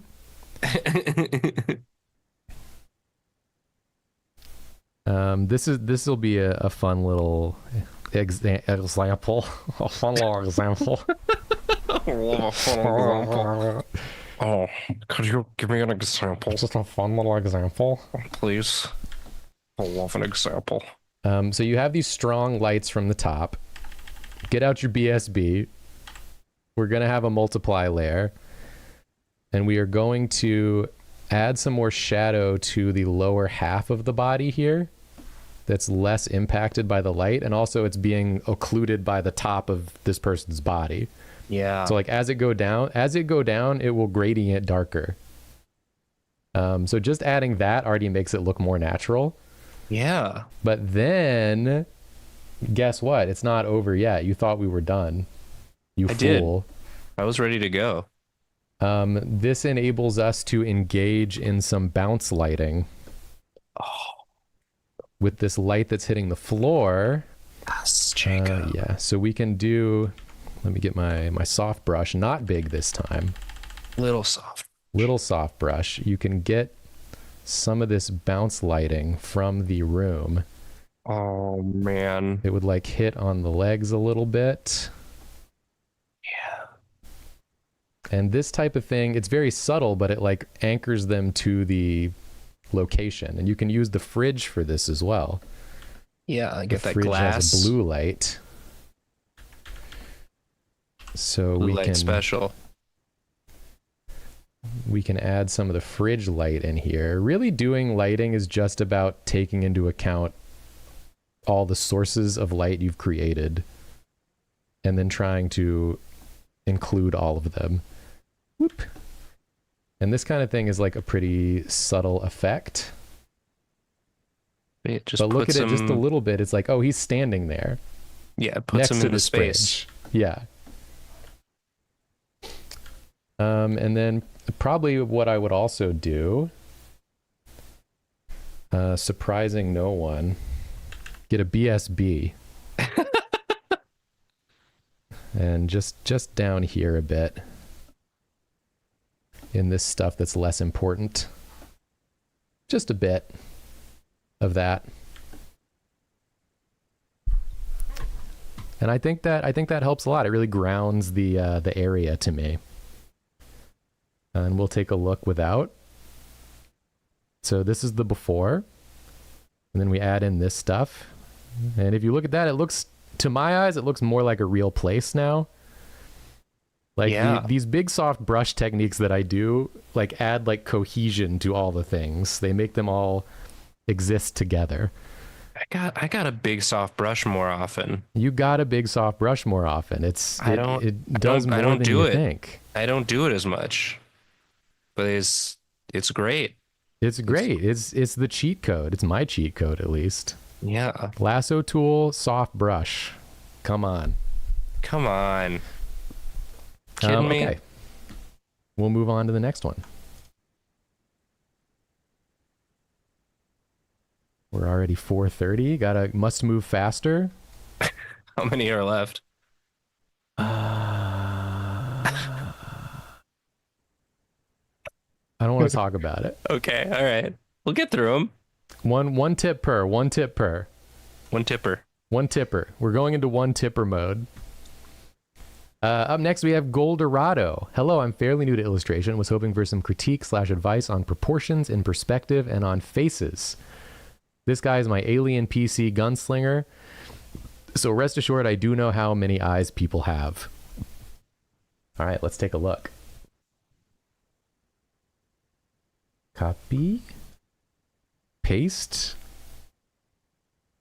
We got some cool shadowed character here. Yeah. Beetlejuice Beat Vega. It's a cool name. Beat Vega's a sick name. Okay, we'll just focus on this one. So proportions in perspective and on faces. So we'll take a moment here. I like your proportions on this whole guy. I think they're pretty solid. Everything looks to be the right lengths to me. Your head proportions are not bad either, but you've made a classic blunder. You've forgotten the skull.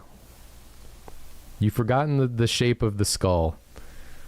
Whoops. The skull like a big circle, and then the jaw come out of it, going up to the ear. And then you got bones like this that come like this. What you're missing is the back part of the cranium here. So with this guy, even though he's bald, he still has a head back here. Even bald people can have head. Remember this. Remember. So I would give him a little bit more skull going back there. This is something you can do like by literally studying the skull. Just like drawing the skull at different angles is like hugely helpful. Yeah, and it's also cool because skulls are cool. And it's also cool because skulls are cool. And so then you got like the eye sockets. Usually good to dip that socket in a bit more before you get to the cheekbone area. And then his jaw's a little far back, I think, for where it would fall. This is all just stuff you'll learn by studying a skull. Yeah. And then you don't want to forget this like jaw bone here. Right here, yours is kind of straight. There will be a bit of a bone there as well. A bit of a bone. A bit of a bone. And then proportionally speaking, I think the eyes would probably be a little bit lower. Kind of around here. There's like these three lines. Yeah. That you do. I kind of forget where they go. One of them is the tip of the nose. Yeah. This one's the tip of the nose for sure. And then there's like one that's like up here that's like the eyebrows. Mm-hmm. The brow ridge. And then there's one for like the bottom of the chin, and the mouth is like in the middle of those things. Yeah. Typically. And you use this as a base and then you adjust. And you see Jacob's like these lines are all curved because the angle you have on the head is we're looking down at him, which creates this curvature. Correct. So it's not fully straight across because the head is a three-dimensional object. Yeah, if you got a head looking like dead ass at you, they're just straight. Then across. The lines will be straight across like this. Wherever they go. I don't remember. Yeah. Watch Julia's face rune draw class. She talks all about these. Yeah, Julia did a good face rune draw class. That's a good idea. I learned these things so long ago that I do them, but I don't remember the rules all the time. The other thing I wanted to talk about, because you have like sort of a gun and perspective here, which I think you did a good job on because that's tough. But this gun and perspective can teach you lessons about proportions and perspective. Basically, if I give you like a little torso here, And anatomy, like that's just a thing you have to just kind of grind on. You just have to learn about it and like do research and draw from reference a lot. I don't have like a good way to tell you like for me, I'm like, I want to draw a torso where the shoulder's pointing at me this way. I can do that now because I've done so much practice, but you just have to do a bunch of practice to get to that point. But I show this to indicate that most things on the body are just tubes. When it comes down to it. It's a lot of tubes. Like this is like an arm from the side, and then if it's coming at you, the one end is going to be smaller and the other end is going to be bigger, and it's going to be more like this. And then the more it comes at you, the bigger, the smaller the one end gets, the bigger the other end gets. And so on and so forth until you just kind of have like this. So basic shapes like the tube, you can practice rotating them in space like this, which will really help you when it comes time to like draw like an arm that you want to be like holding a gun in proportion. You can practice with these tubes. You can just kind of tube it out. Because the gun is also a tube. Because the gun is also a tube. And then you can have like the gun, which is kind of a square tube. But yeah. So I recommend practicing your shape rotating in space, and that will get you ready to learn how to draw arms and legs and stuff in perspective with much greater ease. Yeah. And again, we got draw classes about that too. We do. Look back through the list. Karina did a bunch of anatomy stuff. And continues to do so. Yeah. We got draw classes. There's also just a ton of resources available for that. But like, again, like the best advice is really just set aside some time and do some life drawing. And just doing that is, you're going to learn so much. Your brain is going to take in so much information. Even if you hate every drawing you make, and like you probably will. Do some gesture drawings, some contour drawings for like an hour. You could throw them all away at the end, and it'll have been worth it. Yeah, you will have gotten better whether you like it or not. And then once you're done doing that, draw a bunch from professional artists' work. Yeah. So Stuff that you learn like how to simplify the things you just learned. You learn the real version from the life drawing, and then you learn how to simplify things from studying other artists' work. Yep. Up next is Uzi. Uzi. It's their first draw class. They're a college animation student hoping to work in concept art, viz dev, character design. Not looking for anything too specific, just some general feedback would be great. Love you guys, and thanks for doing what you do. We have a very cute knight character here. The banneret. Oh, yeah. Which I really enjoy. So shapey. And we have some more... we have a character turnaround here, which I really love. The look of this. A great example of the body being tubes. Lots of tubes here. Lots of tubes, circles, orbs. Tubes and orbs. Tubes and orbs. And then we have a little a piece of the knight here. Cute. Generally, I really like this stuff. Yeah. That's awesome that you're going to school to learn about this stuff. I think this turnaround I have like no notes on. I think this is great. I love the way the line art looks and the way you've rotated the shape of this helmet. One note I would make when I look up here, and I know that these are all sketches, and so they're probably not like fully considered. But I think some of these don't quite consider the shape of his head as much and like how it would move based on like the tube. You need to consider the tube, okay? Everyone needs to consider the tube. Consider it. And these are like sketched expressions, so they're meant to be loose. Yeah.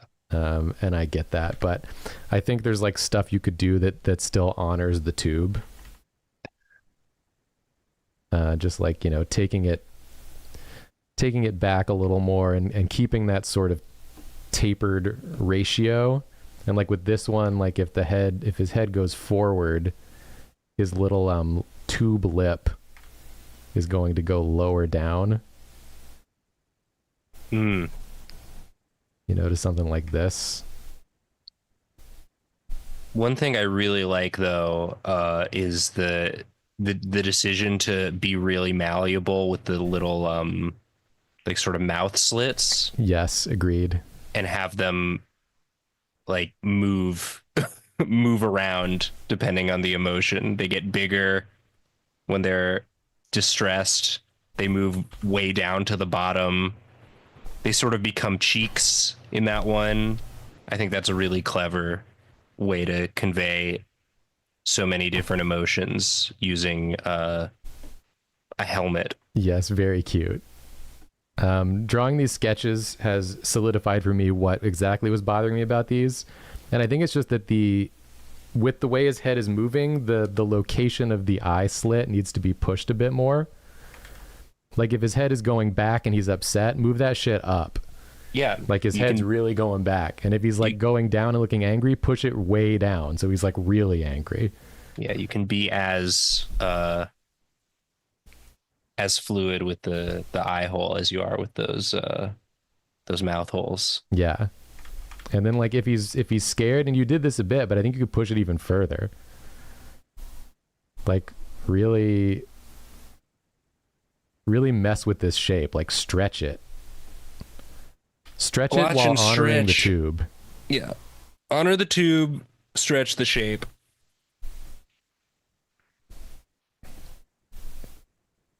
And I think that it's just with animation like this where it's really shapy, it's just an opportunity where you can really push things. Because you're not breaking any rules really, because it's all so like cartoony. So I think you can just like put a little more oomph in the expressions. Like maybe for this like ooh woo one, you could even like squart it up a bit. Like have it like it bows out on the sides. Oh yeah.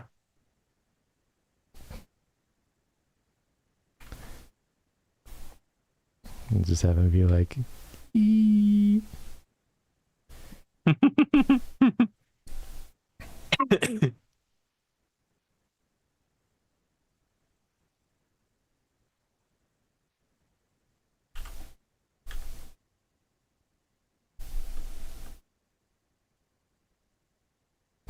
and maybe the thing goes like down like this. You know, there's stuff you could do. I think you can just push it a little further, but I really like what you got. Yeah. I think it's very cute and very charming. My only other note is in this piece, there's a lot that I really like, namely the foreground, middle ground, background sort of composition you have here with like the blurred foreground elements. Yeah. I think it does have a little bit of some value problems though. I think the background should be lighter. The middle ground should be middler. Because the foreground elements and the middle ground elements are getting lost in each other because they're all really dark. I think what you could do, and I'm just gonna do a very quick one to show you what I mean. Take this area, and we're just gonna put like different levels of let's make this a little lighter. And then we're going to take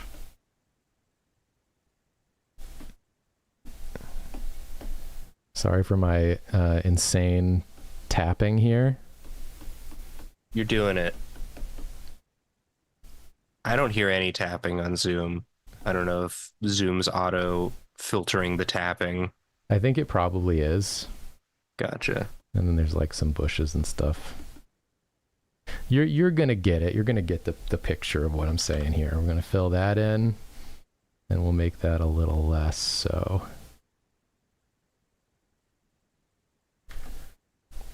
Just so it's like, and like I said, this is very quick and dirty.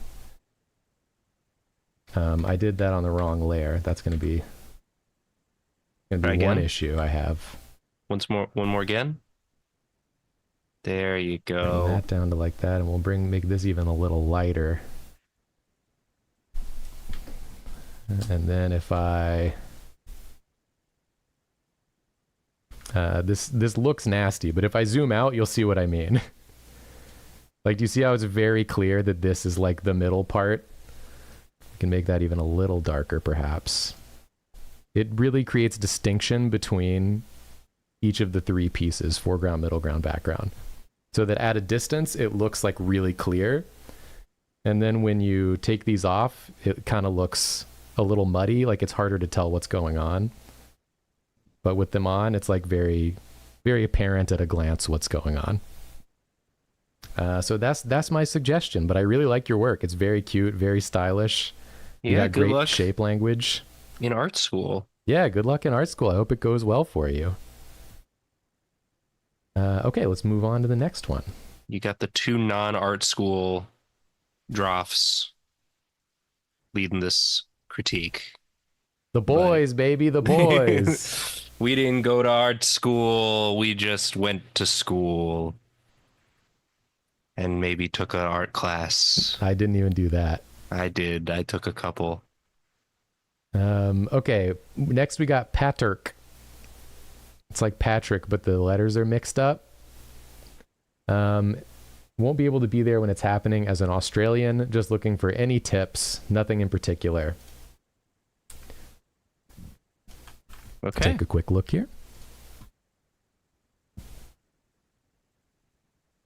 Got a couple pieces here. Ooh, magic. Yeah, both of these I think are quite nice.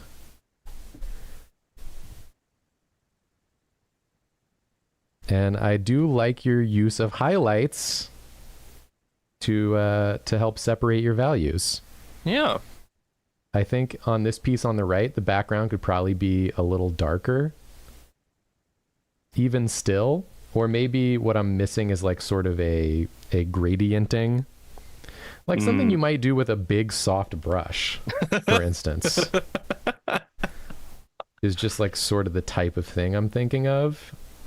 The next time Jacob hosts an art critique, I hope everybody big soft brushes their art. So Jacob, you better do it, man. Has something new to say. You better do it.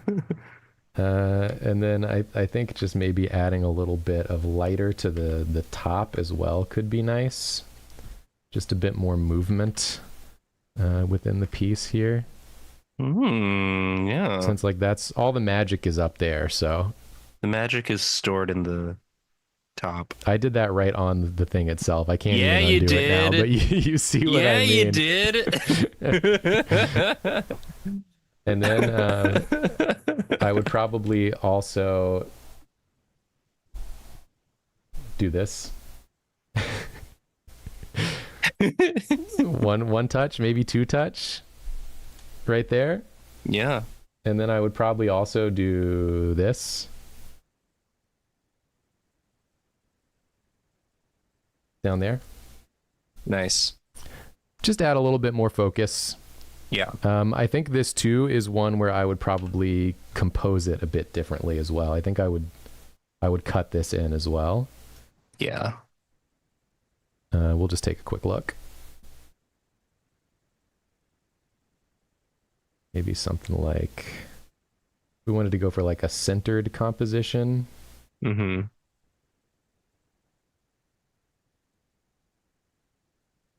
I remember how to invert my selection. There we go. Nice. Could go with something like this. Could maybe even like zoom it in more. Yeah. And if you want to have like, if you want to keep the tail of that, the one on the right, you just curve it around, have it coming in That's from a the great bottom point. there. Yeah, you could have it like doing like some of this, something like that, with like all of its glowing and whatnot. but yeah, Maybe you could curve this around even more this way. Go for like a circular composition, or like cool. a figure 8 sort of composition. Something like that. Something like that. I think it makes it a little more focused to look at. And then this piece on the left here, I like a lot of what you did with the rendering of it, like the painterly rendering. But there's definitely some facial anatomy stuff that I think looks a little off to me. Again, look at a skull. Look at a skull. Now! Mostly like this eye is too far over. It should be more over here. And then we sort of try desperately to fill in this space a bit without ruining everything. Yeah. That already helps for sure. I think the ear might be a little more out. Cheekbones probably a little higher up, I would say.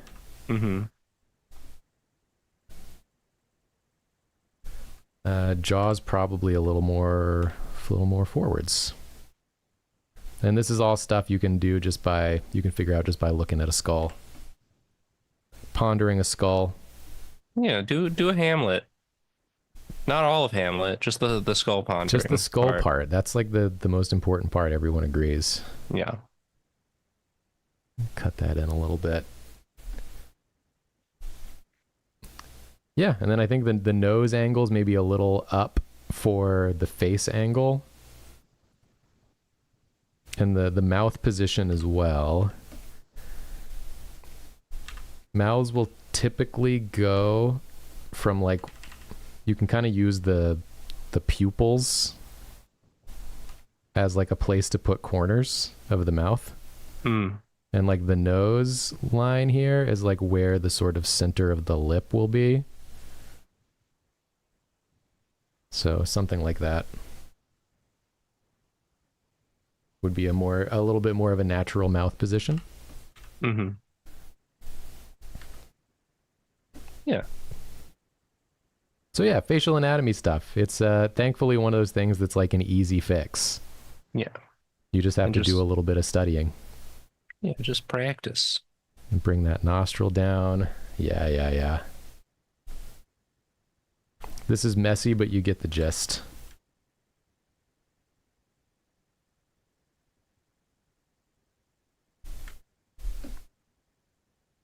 Apologies for how messy it is, but okay.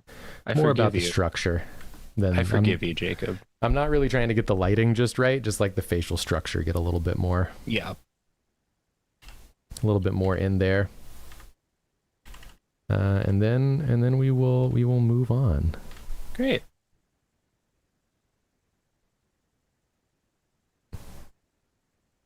Once again, I think it's so cool that people, the diversity of where everyone's at in their artistic journey, and how willing everyone is to share what they're working on is really cool. Yeah, it's awesome. It makes me feel inspired seeing everybody making art, wanting to improve at making art. Same to me. And also I'm inspired by the bravery of submitting. Yeah. Because that is very scary. Yeah. Thanks for doing it. Next one from So Eepy. Wasn't actually planning on participating, but while working on this piece, I figured it wouldn't hurt to get some insight and helpful critique while live. This is a fun practice in my attempt at a painterly style. I'd love to receive critique on my current skills and how I can improve. I'm not aiming for realism or even hyperrealism, just trying my hand at digital painting. And this is a really cool one, actually. Ooh. Yeah.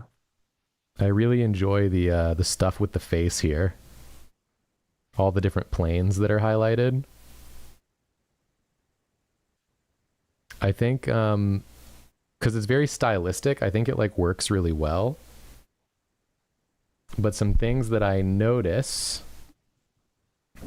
out the gate, some of the like shapes that are like indicated in the colors, like this chin part right here, the shape doesn't like complete, if that makes sense. Like the way it cuts off makes me feel like there should be more of it. So something like that could fix that. There's just like some of these areas where the shapes kind of cut off in a way that I'm like, I don't know if it fully describes the form of the face. Yeah. Like the upper lip here, I think might be one of those areas as well.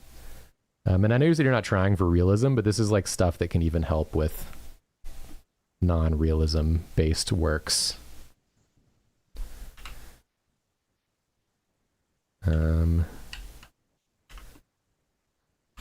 Might just tone that down a little bit. Yeah, there's like shape consistency with it, you know, like obviously like people's eyes aren't really that big typically. No, and that's like for the style of the piece. But it's a cool style. But like you continue the sort of curvature of that. Yeah, exactly. The way it cuts off looks a little unnatural in a way that I'm not sure if it's like what you were going for. It's always hard to tell with pieces like this. True. But assuming that that's not what you were going for, which means also we should continue sort of the lid. Right. The lid of the eye as well, you would see here, as well as over here. And then a little bit more like cheek. Love this soft texture you got on the hair. Yeah, I think that actually helps quite a bit, the orb of the eye. Yeah. And then this shape as well, sort of the upper eye lid. It's a little close in tone to the hair, but I think it should still be sort of described here. Yeah, and you could just go into the hair with one of the more darker tones you already have in the hair to indicate that edge a little better if you want. The hair definitely could use some shading just to separate it a bit. That's not working. It's just to give you an example. I like kind of what you did with like the texture of the hair. Yeah, it's so cool. Soft and like cloud-like. But you could definitely separate some of the pieces using a big soft brush. Let me...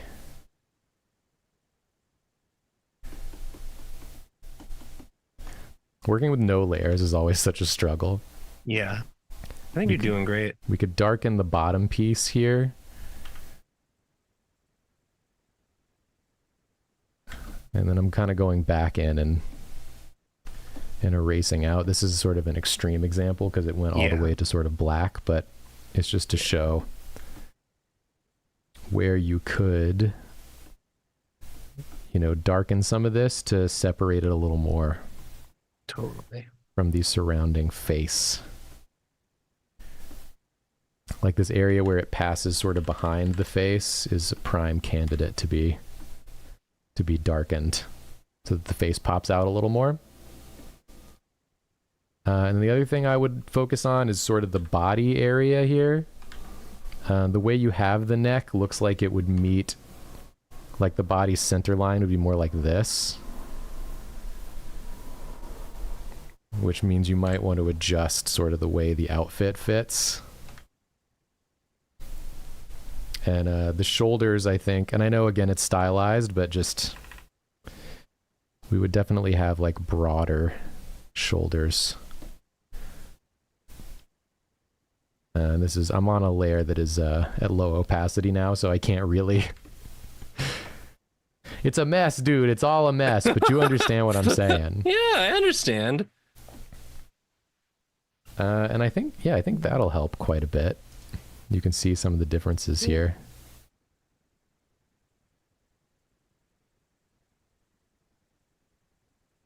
Yeah, just remember to sort of finish your shape language wherever you start it. Complete the idea of the shapes. Don't have them just like run into a brick wall. And then, probably look up some reference for like the shirt so you can kind of get a better idea of like where those fabrics would be going. Okay, we'll move to the next one. All right. Gotta go. Stratostar. Quick comic I made. Do you have any advice on how to make the setting and background more interesting and dynamic? I feel like I used faces and bold colors as a crutch to hide that I don't really know how to do perspective properly. I get that. Also, what's the best way to study comics when writing is not your forte and you don't have friends who write? So far, I kind of just draw and add words New Yorker style, but I don't think this is effective. That's a very good point. Let's get some of these images in here. We got some comic pages here. I like some of these panel layouts.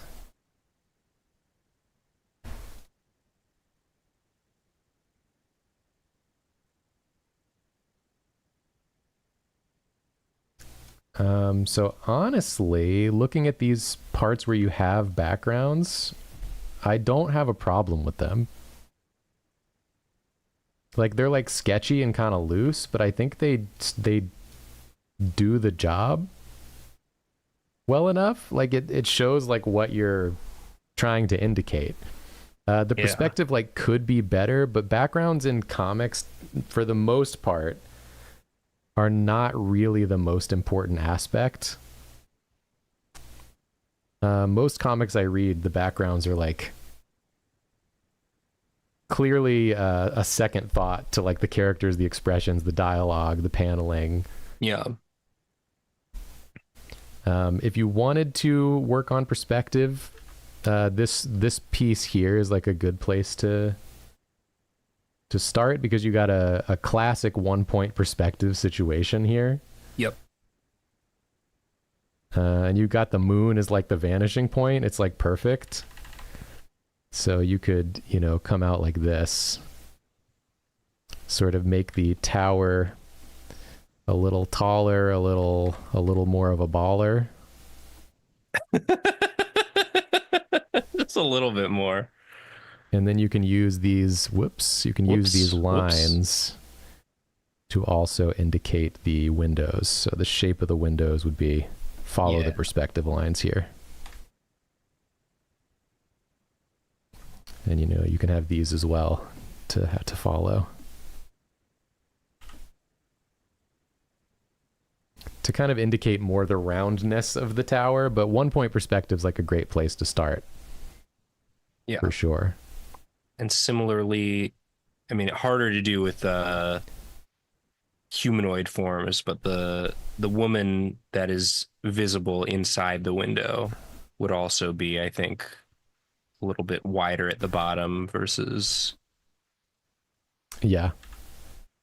She would have kind of a... You'd be looking up at her, so you'd see like more of her shoulder. Yeah. And then this is like the bottom of her head. There's like the bun. There's like her nose there. Yeah. Something like that. So, and if you're ever like, stuck and you're like, I don't really know how it would look, you can also just like take a picture of yourself. True. Like take your camera on selfie mode, hold it low, and take a picture and just like see what goes over, what overlaps, what covers up what. And that'll really help. I really like though your color choices here. I think are quite nice. And like I said, like this one to me, like it looks loosey goosey, but it doesn't look bad or wrong. It feels a little more stylistic to me.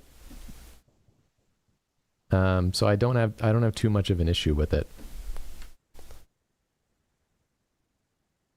But I think getting just looking at real life reference too is going to be a huge help. Like, obviously you did that for this. This must be like a real place. And I think that looks quite nice. Let me see what other questions you had. What's the best way to study comics when writing is not your forte? Drawing and adding words New Yorker style is going to be pretty tough for like a narrative comic. Generally, you want to write it first before you draw it. Yeah. So that you know how many panels you need on each page, how many pages you need. You can sort of plan it out and structure it that way. So if I were you, I would become the friend who writes. And I would learn how to do that by reading popular and existing comics that are like completed, and breaking down their like the structure of their story, like how many pages did they spend on like an arc of a story, how many panels did they put per page, like what types of panels are they putting on each page, when did they do like a big 2-page spread, like just study it, write down the information. And I think that'll really help you. Absolutely. All right, and we simply must continue.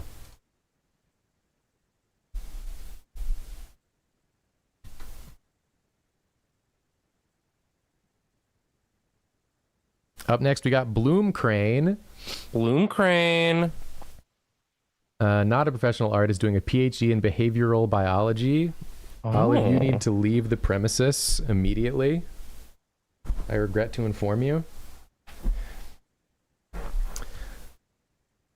Started learning to draw digitally by joining Smogist Challenge, which I guess is a dragon challenge. They want to someday learn how to draw humans. Any advice on making my composition/posing more interesting and how to fight the fear of transitioning from creature designs to humans would be greatly appreciated. That's probably a good Nathan question right there. Oh yeah. But I'll bring these in. This one's very cute. Oh, Like a little candy axolotl. that's awesome. I love that. And this guy's cool too. Yeah, It's like dude. a rock pterodactyl.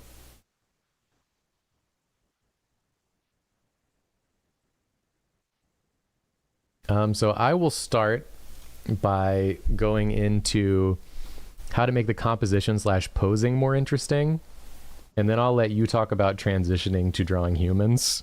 Okay. I think because you look to me like a very like technically minded artist, like the way you have all the muscles and how everything connects and all the pieces, it's like very technical. And oftentimes very technically minded artists have a hard time abandoning those thoughts to make a composition. Sure. But it's often best to make a composition from a more free-flowing place of beginning. So for instance, you could do a thumbnail. I highly recommend like thumbnailing. And it can be as simple as like this guy's like a flying guy, right? So like maybe the composition you want is like, you know, like this. And this is bad intentionally. So you would start with something like this and be like, this is the composition I'm going for. And then it's like, maybe there's like, you know, clouds, like he's flying through the sky at you. But this gives you like your starting place. And then you go in with like the technical stuff. You'd be like, okay, now how do I get this head to be in this position? How do I make these wings work with this pose? But at least in doing this, and I also like to do like a value study of this as well, where I could be like, okay, this guy's going to be really dark. The sun's above him. Sun's above him, like he's coming at you. Yeah. Then this stuff's going to be like really light because it's the sky. And the clouds are going to be light because they're clouds. And it'll be like, you know, the sun is like behind him. So. Oh, and then you get to do rim lighting. And then you get to do rim lighting, which is always a great thing to do. Bloom Crane says, I use thumbnailing for ideation, but didn't do it for posing. Yeah, exactly. It's really good for posing and for composition because you can just try stuff out very quickly and like see if you like it. And also you'll end up with stuff that you wouldn't have been able to do if you'd started too detailed. It gives you like a jumping off point. Yeah. Maybe with like the axolotl guy, you're like, let me do like a this shape pose, like a C shape pose, where like his head is like here, and then he's like going around like this, doing like a steppy. And then maybe the tail is like going over and doing like make it an S shape pose. Whoa. Like this, and then you can have like the leaves. And this is just a great place to start because then you have an idea of like the shape of everything. You're seeing like where this negative space will be. And then you can go in with all of the details in the rendering because you have really good details in rendering. I think that part you got down. Yeah. But posing and composition's like a whole nother ball game that requires a much looser sort of flow state to it. Yeah, and then what do you think, Nathan, about like moving from this to humans? I mean, I said it before, but it's life drawing. Like it's really just practicing. Like that's and I don't I should do this more, but like part of, I think also the like the mental block that I had when I much preferred to draw animals than people is typically you're looking at people more often than you're looking at animals, just your day to day, unless you have a very specific like media and real life diet of seeing more animals than people. And so mistakes, if you draw a person and you get something wrong, the mistakes are going to be more noticeable typically. Yeah, that's true. Like, I don't know how many times you're seeing a little candy axolotl or rock pterodactyl in real life.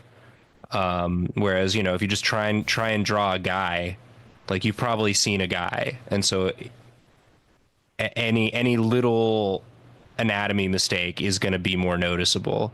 So I think it's twofold. It's practice more and go easy on yourself. Try not to get discouraged if the drawings of people you make don't look the way you want right away, because they probably won't, because your brain is probably just like telling you, oh, this isn't looking right. Yeah. And that's okay. That's what the practicing is for. And so it's practice, and don't get discouraged from the practice so that you keep practicing, because then you will improve. But really just like, I said an hour before, 20 minutes, spend 20 minutes, go to Line of Action, or just like look up a celebrity you're a fan of or something, or just like take a photo of yourself posing in the mirror and just try and draw from looking at it. And the more you do it, the more comfortable you'll get with drawing people. Absolutely. I agree. The only way to improve at something is to practice. You just got to hit that shit. Yeah. Even though it's scary. Yeah. All right, let's jump to the next one. Practice and be nice to yourself about it. And be nice to me. And be nice to Jacob. About it. That'll help. Next one is from Yina. Says, hi, I picked up art about 8 months ago. Started by drawing a random Pokemon every day for like half a year. I mean, first of all, that's an incredible work ethic to continue with that successfully. That's awesome. And now I've mostly been working on furry art since then. Because I'm still as new as I am, I'd appreciate any advice on anything that jumps out. What I was trying to work on with these two images was to be a little less precious, just to clean up the sketch and color instead of spending hours refining, especially with the blocky shading in the one and the rough background in the other. All right, let's take a look. See? First of all, I feel like ooh, both cute. of these are very good for being 8 months into drawing. Yeah, dude. Yeah, I guess this is another way to make the transition from creatures to people is just draw anthro stuff. It's another, you know. That's good advice, yeah. Practice some anatomy, but if faces are giving you trouble, just like draw a humanoid body with an animal's face. And then, you know, practice drawing faces separately. All right, well, let's take a look at these bad boys.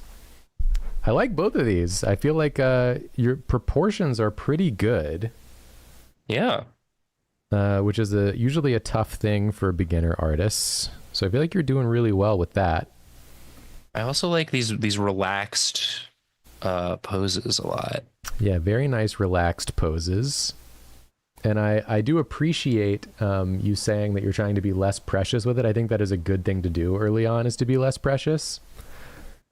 One thing I might recommend is to focus your preciousness, because when I look at this drawing here, when I'm looking at just the body, I really love the looseness of these lines. In like the face, I think I'd like it to be a little tightened up, since that's what is the focal point of the piece. Oftentimes when like people are doing like paintings or drawings, they'll focus a lot of detail and like crisper lines in the face. And then as they move away from the face towards the edges, you get looser, you get sketchier. And people won't even notice because they're looking at the thing you want them to look at. Yeah. So for the face, I might, because this brush you're using is very sketchy. You could just make it a little smaller for some of the facial details. Could be a good way to do it. So like it's still a sketchy brush, but you're using it a little bit smaller so the details are finer. Or just, you know, you don't want to use like a different brush because it's going to make the piece not cohesive. But I think the face, like a little more detailing on the face, a little more attention to detail of the lines, I think is going to help. Yeah, do a little construction in there, which again, it's not a human skull anymore, but you can still sort of do a little. Yeah, you can still construct it. You can still construct it. I'm just going to do like a little bit of shape work in here. You see I'm like rounding out the snout so that it's a little even on both sides. Probably thin some of these lines around the eyelid here.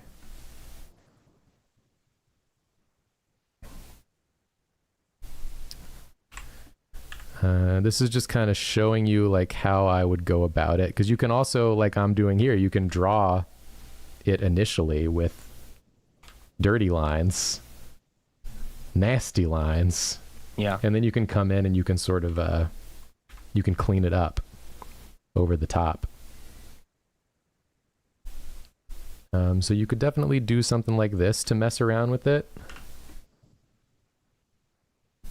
just to add a little more difference to the face, because a lot of the eyes getting a little lost with the line work, and the eyes are the window to the soul. It's true. That's damn true. So we True don't want to have facts. those be too occluded. We can add some little eye shine as well. We always love eye shine. Yeah. Don't we, folks? Don't we, folks? Nose shine.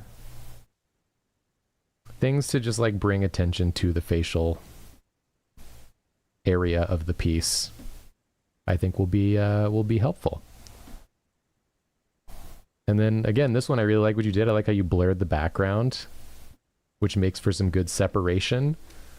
The values are a bit close. They're all kind of in the middle gray area once again. So I would probably darken the background a little bit, or at least like darken sort of the bottom half of it. And I think that'll help you make the character pop even more. Yeah. And study animal skulls. Yeah. Look at a bear's skull. See what's going on there. Or just Bone look game. at, reference of the animals themselves and then see how you can simplify. Yep. Okay, next one. My first ever draw class on this channel was about drawing animals and breaking down their shapes. So you can take a look at that. This one is from Demelza. They said this is a piece they made a few years ago, but they feel like something is missing or something is off, and they've not been able to figure out what it is. As much love and effort as I put into it, I don't feel like it seems complete. If there's any advice you may have to make this piece more whole, balanced, or just more interesting to look at, I'm all ears. It's a really cool piece. Take a look at it here. Ooh. Let's shrink it down a bit. Whoa. Yeah, very cool. Lots of stuff going on in it. I love the glass. The glasses in the foreground. Look at all of this. The detailing. The texture. Some extreme detailing. I think while I will say I think your detailing is like amazing, I do think what might be preventing you from seeing it as complete is that there's a little too much detail everywhere. And we've talked a lot in this draw class about like identifying your focal point for your piece and then like making everything sort of point to that. And so I think if it were me, and it is me. It's me. I would probably get rid of a lot of these sparkles around the edges, because you don't want to draw people's eyes to the edges. You want to draw them to the middle. There's something I'm thinking about that I want to try. It might be a little crazy. Hey man, we're outside the 2-hour mark. We can go crazy. We can go absolutely bananas. You're not gonna believe that I'm about to frick up the composition of this piece. I'm just seeing this in my mind's eye. I have to know. We have to know. We have to try. Because sometimes go ahead. Oh, just sometimes you need someone who's not as attached to the piece to really just heck it all up, just to see. And this isn't necessarily the exact right thing to do, but sometimes it helps just to try, just to take a look. Ooh, yeah, squish it in. What I'm thinking about here, and this is going to take a little bit of finagling. Yeah, you got it. Trust the process. Is that the vibe of this piece, from what I can tell? Whoops. Let me come get this as well. Is that this cat is like in obviously like a wizard's chamber, concocting potions. But it's like a cluttered environment full of lots of stuff. Yeah. And it's meant to feel like you're in a very cluttered room. Which it does feel like that, but I think we could enhance that vibe. We could up the clutter even further while also serving to use the clutter to point at the subject. Yeah. Of the piece itself. I'd agree with that. I'd agree with that assessment. I love that you agree with that assessment. For me, that's honestly huge. That you agree with that assessment. You got the Nathan agreement. So then we're going to do this, and then we're going to... here's an idea.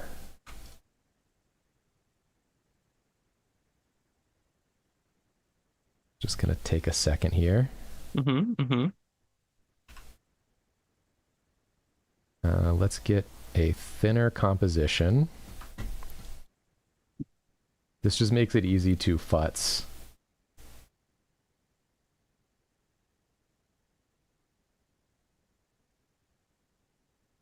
I like tall candle.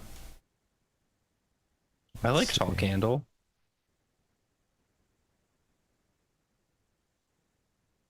Right, I'm thinking something like this. Yeah.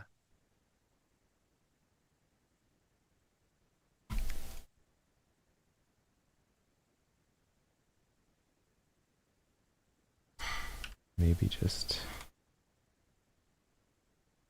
Oh no, never mind. Forget about it. Forget about it? No, don't forget about it. Forget about what I was doing right there. Okay. We're going to do a little bit of a foreground blur. Because all these details are making it difficult to perceive a bit. Okay, we don't want all of that to be blurred.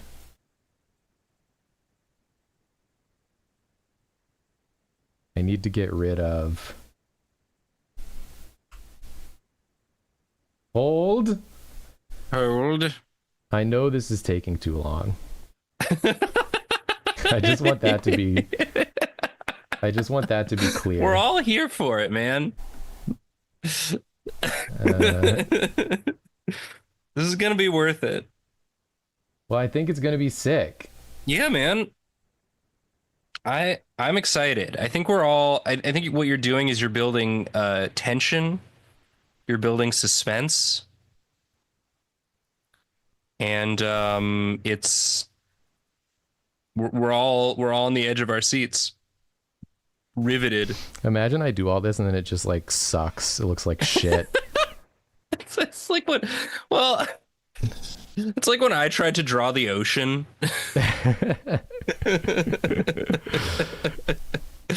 I've done that on a draw class. I spent a lot of time trying to demonstrate something and it just like doesn't work at all. Okay. Everyone's really nice about it. So I think you'd be in good company. But also I think it's going to work.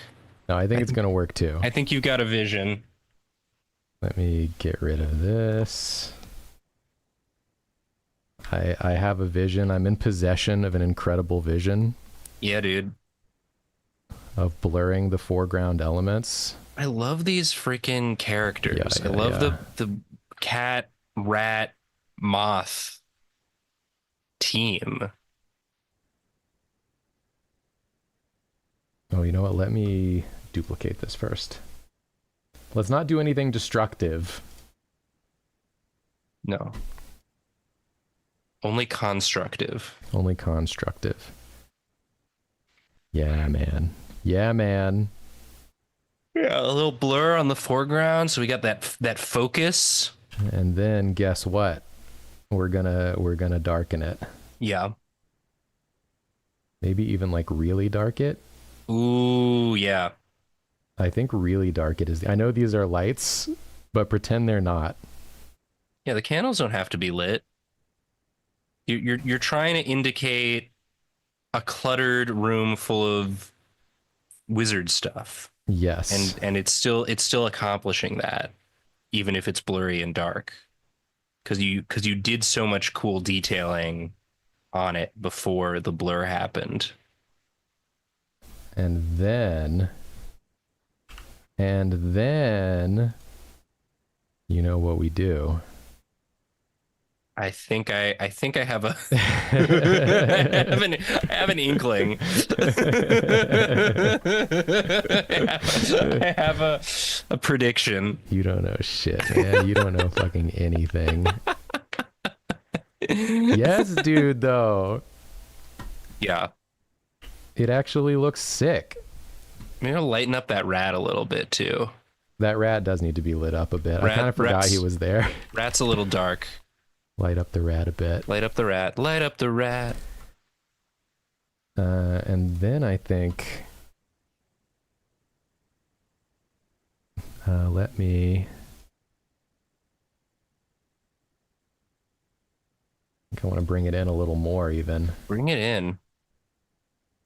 Bring it in, team. And I realize that you're probably watching this and being like, he's just taking like a lot of the work I did and cutting it out. That's part of art. But that's part of art. Sometimes, I mean, have you ever seen Julia's process? And what I'm trying to prove with this is that, like, oh, you're right there in chat. Okay, good. What I'm trying to show is, let me, how much you can get. Whoops. Don't make him wide. And then stretch it out. Is how much we can accomplish in terms of the storytelling of a piece. Ooh, it doesn't like doing this. No, it's a little, I mean, it's a large file at this point. We've got a lot of stuff in here. How much we can accomplish of the storytelling of a piece when we focus in on, like, what's the subject and how can I tell the story of this image as efficiently as possible and as clearly as possible. So that if someone looks at it for the first time, the first thing they see is this cat, this moth, and this rat doing a potion, because that's the brightest thing in the image. And they're being lit by the glow of this cauldron. And then as your eye moves outwards, you see this goblet, you see this bone, you see these bottles, you see this skull, you see this vase and all these books. And you're like, okay, I'm getting the picture. This wizard cat lives in like a wizard hovel doing potions. And the story becomes very apparent. So I think that focusing in on that, I think, can help a lot. And if we take a look back at the original piece, which, by the way, still looks really good. And I don't think there was anything wrong with the original, to be clear. Yeah. But I do want to look at it again. So if we, whoops. You got this. You got it. Stick the landing. Oopsies. If we whoops. Uh-oh. If we whoops. If we just whoops. If I just take this and I whoops. Just put it on top. Just put it on top. Put it on top. Put it on top. Yeah. Okay. So we'll take a look at the original and we'll take a look at the new one here. And while your original is very vibrant and colorful, and I do like that about it, I think going in on something like this, and you can add more of those details back in. This is like a quick and dirty version. But I feel like the clarity of the piece becomes a lot more apparent in the edit here. And I hope you agree. And I hope even if you don't fully agree, you see like some sort of, you can take a snippet from it. Yeah. And use that in your future work. But the only reason I wanted to spend so much time on this is because I really like it. Yeah. Okay, we'll move on. We've offered you a path forward. You can take it as far as you want, or, veer off and do your own thing. Do your own thing. I can't stop you. Yeah. But it's just a whimsical, lovely piece. Okay, how many? We want you to be happy have with here? it.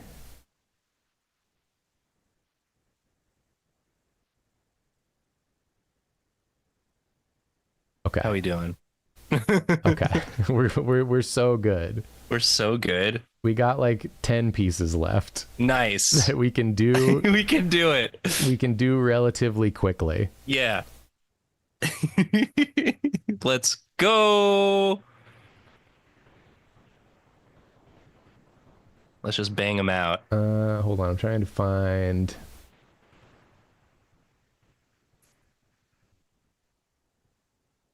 It's so beatable. It's so doable. Oh, I see.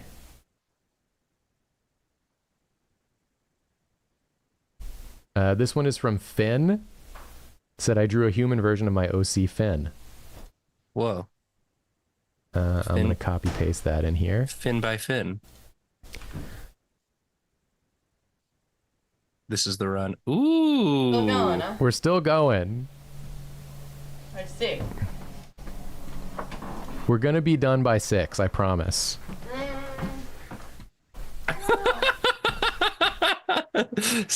Doubt. That was a doubtful. Then lower down, they posted their original character here. Oh, cute. Which we've done this one before. I remember this character from a DrawClass. Oh, nice. And I think this human version here is I would say probably like a Danganronpa sort of like edit, like a draw over of a Danganronpa character. Mm-hmm. So it's a little hard to critique from that perspective. But I do think there's a couple things. I kind of like the rough line style. Yeah. Of it. What would I do differently? Danganronpa or Demon Slayer? It's pretty Danganronpa. It's pretty Dongon Rampa. Danganronpa. It is a little Demon Slayer-y too, yeah. Yeah. Little Tanjiro. I wanted to see if I could get rid of this background, but let's see. What would I do with this piece? I'm not sure. It's tough to say because it's like very much in that style. Yeah. So I'm not sure like what it would be like if it was totally your style.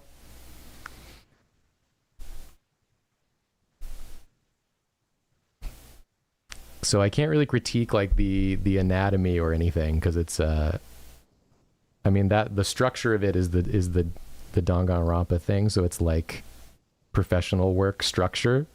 Yeah. I think you could work on your line art a bit.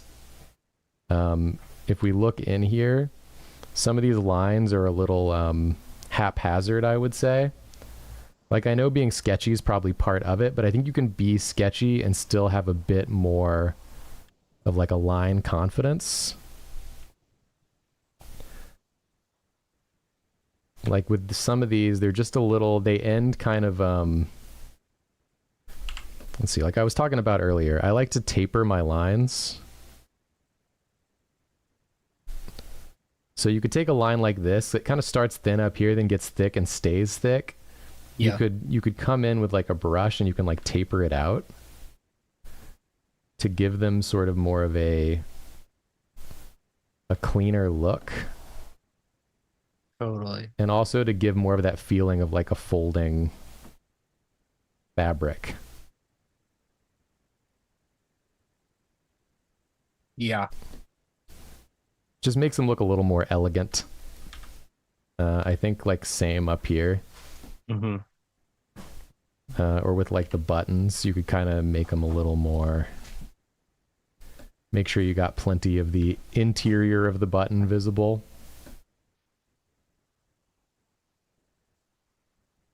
Yeah, I think generally just like inking quality, it's like more of a practice thing that you'll just have to work on like as you go. Because I don't mind this like rough style, but I think there are places where it looks less intentional. Like some of these necklines, I'd probably just take these out. Or if you wanted them, like make them thinner. Yeah. Or maybe like try to make them follow sort of more of the. Yeah, you could indicate like the clavicle. Yeah. Yeah, just like that. Clavicle lines. Some more like finer details I think could help.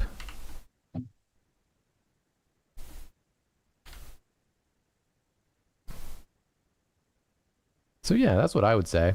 I would say maybe spend a little more time on the ink, with a little more like thought put into it. Like as you're making the lines, like what are these lines for? Like what do I want them to do? And like how can I sort of finesse them into the way I want them to be? Yeah, that'd be my note. Thank you for your submission. Wow. We will move on to the next one.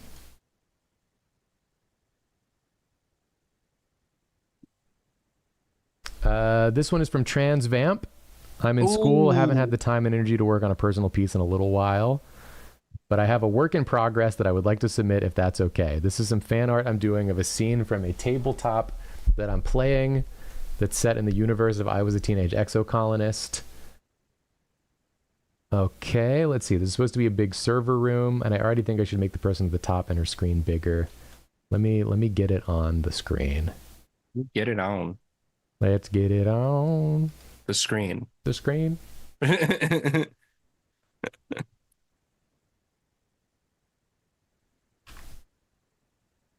So we got a real in-progress work here. Yeah. I should make the person at the top and her screen bigger to make the composition more interesting. Composition is what I need help with the most. My idea is eventually to have this be a whole illustration. Any advice is appreciated. There's also another version that has like these cubes in it. Cube? You know I love Cube. Yeah, Cube. We'll be focusing on the cubeless version for this. No! And you can put the cubes like wherever you want the cubes, you know, at the end. So compositionally, I do think I have some things to say. I like the character poses. They got like some personalities going on. I'm assuming they're like interacting with the person on the screen. I cannot draw on any layer. There we go. You got it. So maybe what I would do, there's just a lot of blank space. And I know you have cubes. You have cubes and they're going to make the screen bigger, they said. And you're going to make the screen bigger. But I think there's even more we could do. I think we could go further beyond. Hell yeah. One way you could handle this is don't be afraid to have things be more like overlapping. So you could have like, and we'll do some thumbnails to give you an example. You could have like character here, character here, you know, character down here with his little spiky hair, character here. These could be like, the characters could be like in your foreground sort of element of the piece. And then if the screen is like the focus, then you could have the screen, you know, be like, take up like a decent amount of real estate here. And have like what's on the screen be like the focus of the piece. And just kind of squeeze everything together, overlap things. So things in the foreground are overlapping things in the background. I don't know where you put the cubes in this one. So that's something you would have to figure out. Forgot to factor in the cubes. So that's one option you could have. The cubes are kind of the focus. So you want it to be a very cube-heavy piece. I see. Yeah, that's why they've left so much space for cubes. Then I have a different suggestion. Are the cubes like eliciting like wonder from the characters? Are they wonder? Are the cubes causing a sense of awe? Data cubes. They're data cubes. So they're illicit. Yes, they are. Okay. Because if so, then I might go for a low angle. I was gonna suggest a low angle if you didn't, but I figured you were going to. Where they're like, and this would be a little ambitious. So this could be a challenge for you to work on. But you have the characters like this in the room that goes up like this. You can even use this as your thing. Yeah, and the cubes are coming down. And then you could have the screen over here doing its thing. And I'm just putting it on this side because that's where there's space in the composition, but you can, you can do what you want here. And then you can just have like all of this be cubes. Like there's cubes floating around front, left, and right, and center. And then get a cube in front of this. As the viewer, we are experiencing the cubes falling down as if from the perspective of these characters. Yes, it makes us like feel like we're in the scene with them. And then you can have smaller cubes up here, so it's like, whoa, the room's really tall. Yeah, and look at all these cubes. Big cube here in the corner. So like the cubes are sort of cascading all the way down sort of vibe. So I think it's the real advice here is like, when considering your composition, consider what you want the viewer to feel. And if it's in this case, the same as what you want the character to feel, be like, what's the best way to place it so the viewer feels like they're going to experience that same emotion? And this is like a tough composition to actualize on because of all the up angle bodies. You'll need to get some specific reference. But I think, it's worth doing if you think it'll get your message across better. So I always try to go through that thumbnailing process of being like, how can I get this piece to convey the emotions I want it to? Okay, we'll move on. Nice.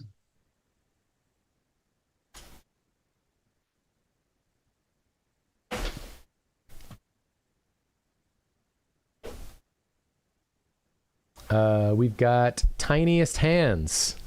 This is their first critique draw class. Nice. They've been trying to practice comics more recently. They're looking for a critique less on the drawing themselves, and I see why they're not looking for a critique on the drawings themselves, because the drawings are insanely good. If there's anything you notice that isn't quite working, I'll definitely hear it out, and more about the technical aspects of comic making and how to make the panels all work together and be interesting while also staying readable. They're from a self-indulgent comic, read left to right. Okay, sick. Cool. Let's see it. I'm pretty sure this is a Final Fantasy XIV fan comic featuring my best boy, Emmett Selk. Nice. So, huge day for me. This is huge. And the art is really good. Ooh. Yeah. I got another page here as well.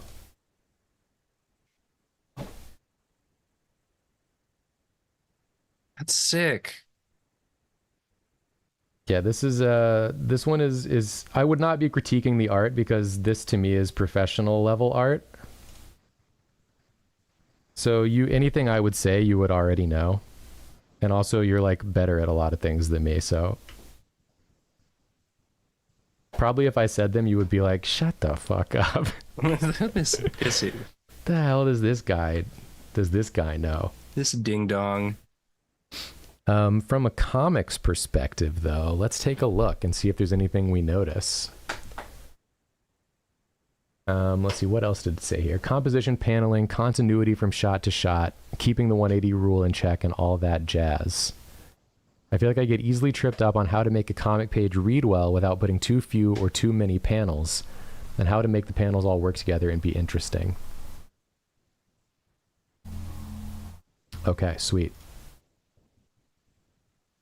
Let's take a look. I'm just going to read through here.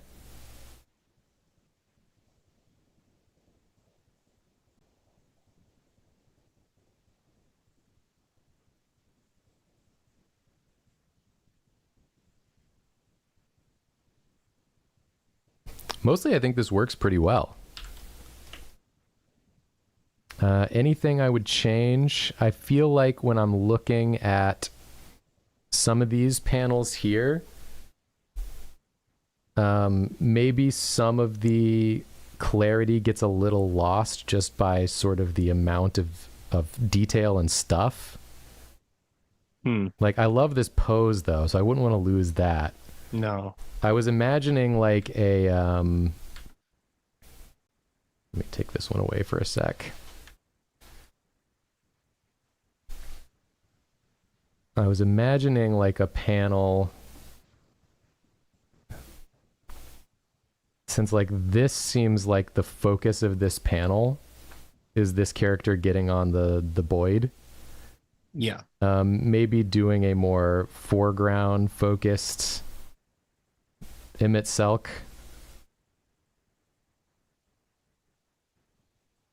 You know, with the text, so that you could do like a darker here and then have all the clarity be on this part, the person sort getting of, on the bird. Sort of a reverse of that upper right panel, basically. Yeah, exactly. Where, like that's a good way to put that, Nathan. Like a like reverse a nice shot of this. Yeah. But that's not like a necessary change, I don't think. I just think it might add to the clarity a little bit. But then you lose this pose. He's so dainty. The dainty little steppy is There's so... such good... I don't play Final Fantasy 14, but I immediately get a sense of what this guy's about. He's a scamp with a secret sadness deep within him. Yeah. For sure. Just like the little ooh hoo hoo, and then just like those two shots together, I'm like, okay, I get a sense of this guy. I do actually have a note now that I'm thinking about it. Okay. And my note is all text bigger. Yeah. All text bigger. All text bigger. Break panel boundaries. Some boomer text. Yeah. You've got room. Like you did a good job leaving yourself enough space for the text. You did. In these panels. You may as well use it. Yeah, it makes my job really easy because you gave so much space, and we can definitely fill that space. You're not covering anything up by just making it a little bigger. And just from that, I'm looking at it and I'm like, oh, it's so easy to read. Yeah. There's one thing I've learned from comics making in my life. It's that if you put a single barrier to entry for the reader, you'll lose a massive percentage of readership just because it was like slightly inconvenient to read it. Like you want to make it just as like easy to look at and read as possible. So no one has to like squint. They don't have to lean in. They can be reading it from like back here. So like try looking at it at like, you know, from different lengths away and seeing how everything is like, how legible it is. But I think all text bigger would be my only note. I really love the art. I don't know. You got anything, Nathan? Anything jump out at you? This is like such a minor nitpick, but these two panels in the upper left of the second page are so close because it's the same character's head and body. And it's like it's so close to just being that character, but it just looks a little, because it's like it almost lines up. Yes. So it just kind of looks like they've got a really big head. It does, yeah. That's a really good point. It's like close to being like a false tangent. And so I would just make it... I don't know how you've fixed that necessarily, because I like both. I like the close-up on the face. That's a really good face. Yeah. And I like the motion in the second one. But it's doing something weird when you just look at them, like as you're casually scanning the page. I fully agree. That's a really good point. I don't have a fix. We don't have a fix, but Tiniest Hands, you probably have a fix. I'm sure you can fix it. That's just something to look out for. They also ask that some of my bubbles have a lot of text. What's the vibe on making the font size the same or different sizes between bubbles? I think the font size should generally be the same for all speaking, unless they are speaking quietly or speaking loudly. The font size like really corresponds to volume in comics legibility. So go for a size that is as big as you can get it while not obstructing anything important in the panel. And then make that like find one that like this is your neutral font size you always use, and then build the bubbles to accommodate that font size. So if you have a lot of text, maybe you do more text breaks and move more bubbles around. So like for instance, if you had like a text thing that was like this, and it's like lots of text in there, but the font is like getting too big, then you could do like kind of like you did right here with the if so, which I thought was a very nice break. Break things up and then like move them further apart is a way you can do it, and then you can still have like your character in here.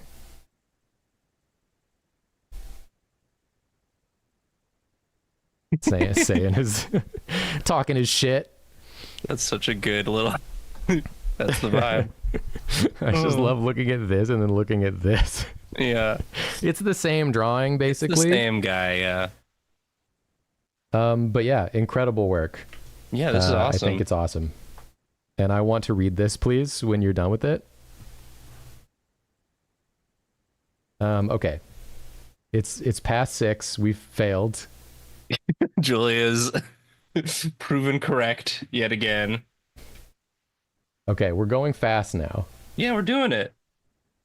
This one's from Chimera.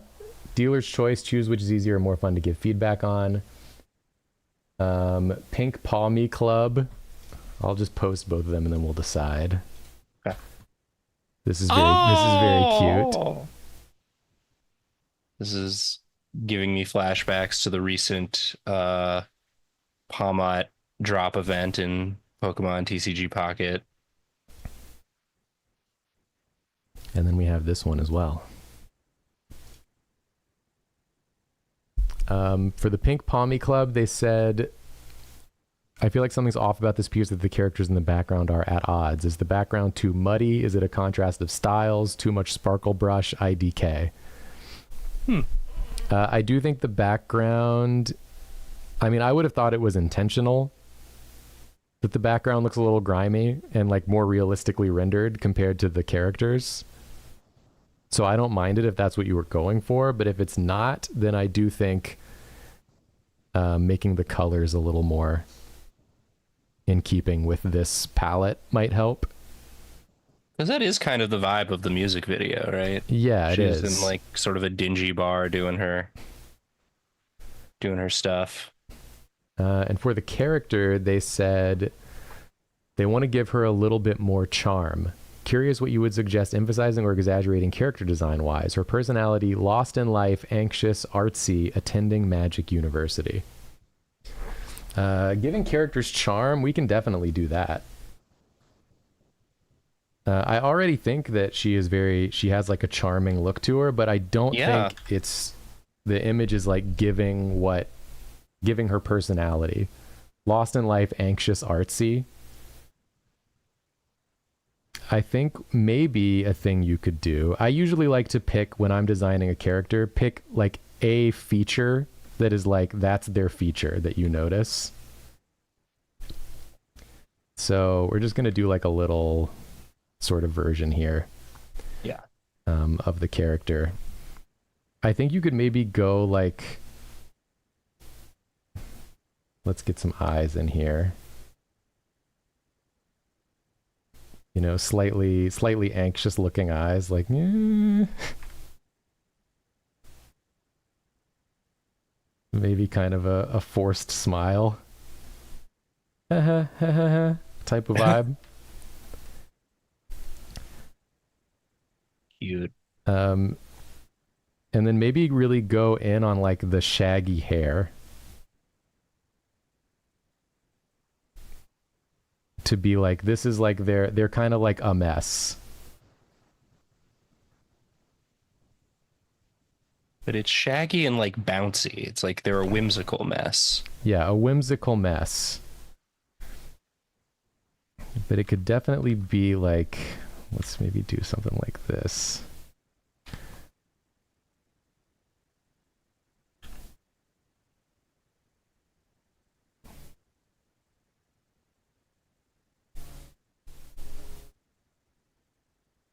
I think like give her decide on sort of her default facial expression. Like I went with like a nervous smile, and then kind of base your other expressions like around that. And that'll give her like a really unique vibe. And then we could like go with like something like this. Let's see. Yeah. This is cute. She's got kind of a mullety thing going on. Yeah, a little bit. A little bit of hair down there. And then it never hurts to do one of these. Never hurts. It usually helps, in fact. Yeah. Since you lost the little curly Q one on the front, that you could even make that one a little more curly. Oh, so true.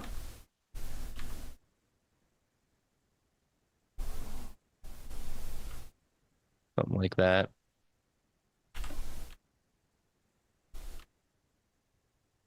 Get a little curly pointy.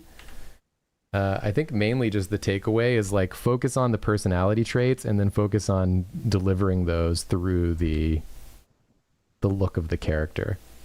Yeah. And then you could kind of go a little more gremlin-y. Like, hey, what the fuck am I doing? I don't know what I'm doing. Like cute.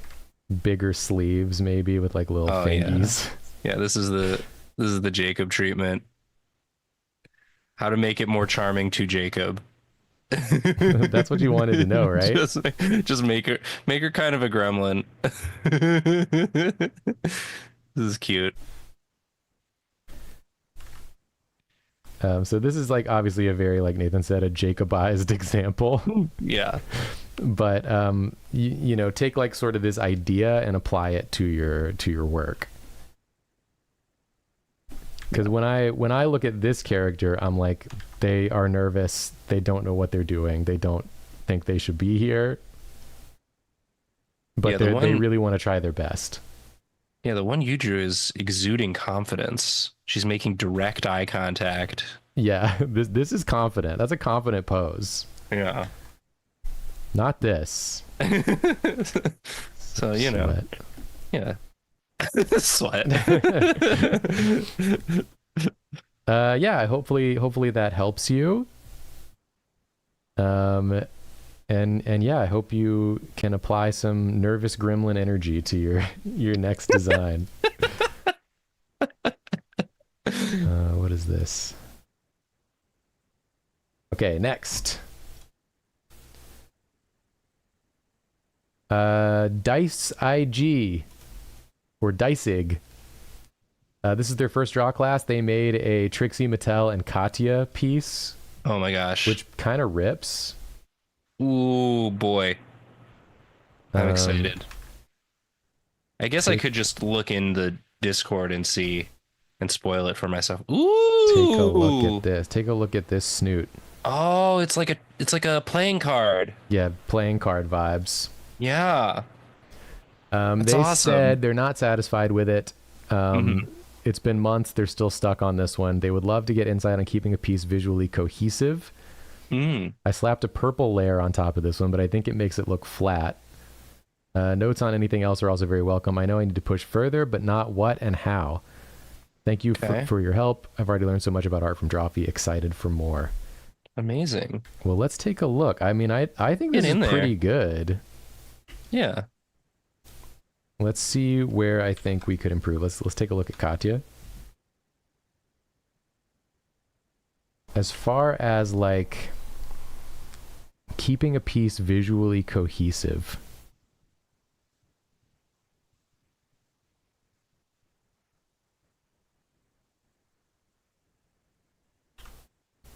Let's turn back around. I mean, I think it looks pretty cohesive to me. It's just like, it's on black, so you don't really have a background you need to like match with. And because it's like this playing card-esque, like designy sort of piece, I feel like it kind of works with whatever. Let's get in here and take a look. There's definitely some stuff I noticed with like the hand here. Some areas where some detail has gotten lost. It's like a little globby bobby. I think you could come in on some of these and like just sort of refine. I'd like to use the color black, please. Just to get some more like hard edges. As we mentioned earlier, the hard edge, soft edge thing. Yeah, and you definitely have some of that going, especially in like the facial details. Totally. So I think maybe that's the cohesion issue, is like you've got really good facial details, and then like sort of in the hair, there's some parts where I think you could define edges, like those little curls down there. Totally. Some of this could be more. Get a little bit of these like darker hair tones in there, because some of these, like, I can see where you brush stroked it like this, but it's so close in tone to what's behind it that it's really hard to tell where it separates. This is your first digital painting as well? Wow. That's crazy. You did a great job. You did a great job, so don't be too hard on yourself. Yeah, just don't be afraid to like separate some of this out a bit. Yeah. And you can always go back in with like the blur tool or the smudge tool. Yeah, and like sort of You're definitely at the stage again that we talked about before, where it's like diminishing returns. Like it's tough because you've got so much. You've already done so much that like these little changes, they're not going to seem like they're changing much, but it's, you know, I think worth it to do if you're not happy with how the piece is currently. Yeah, I agree. The only other thing I notice is like some of the places where the fabric here meets the skin, it's very flat in a way that looks like pasted on. And I think it's because there just needs to be like a little bit of you could define the edge there, yeah. A little bit of like some shadow around here. Yeah. To sort of show how it's like laying on the skin. Oh yeah, similarly, like, and again, I assume you're working from reference, so I actually don't know how, like, don't know how their makeup, well, like are her lips that big, or is that like an illusion with the makeup? Like would there be like a shadow underneath the bottom lip, or is that like contouring? Oh, right, like I actually don't know. I don't know either. Yeah, it's a great question. It might be so contoured that there's no shadow, but yeah. Yeah, overall, this is a really good piece. Like, I wish I had more notes to give you, but I think you've done a great job. Yeah, it's just going to be little futzing that it'll take a while. The like anatomy of the arm is like a little funky.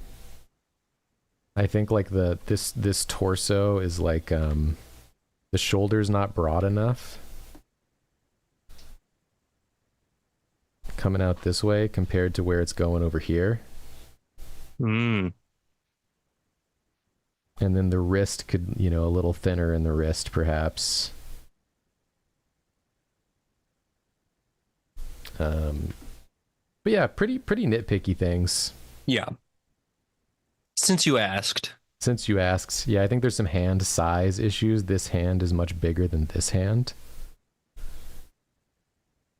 But it's all like pretty subtle. I think the legs are too small, generally speaking. Let's take a little leg size increase look.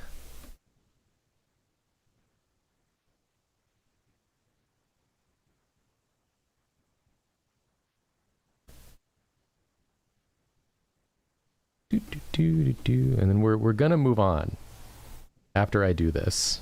It's a little hard to do with the way this works, but yeah, legs are big, especially when they're curved up like this. I do think they would need to be bigger to make sense. Yeah.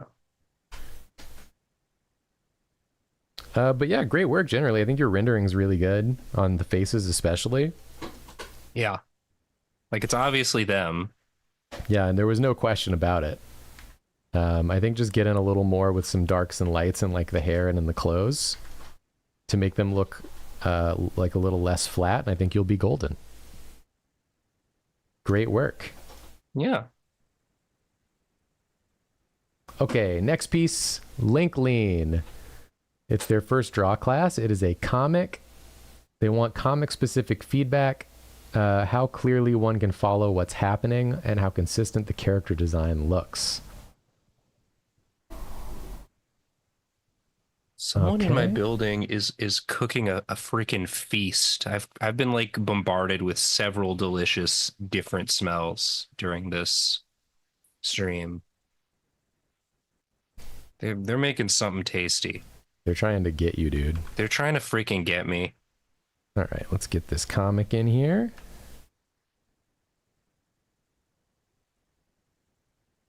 Take a little look-see.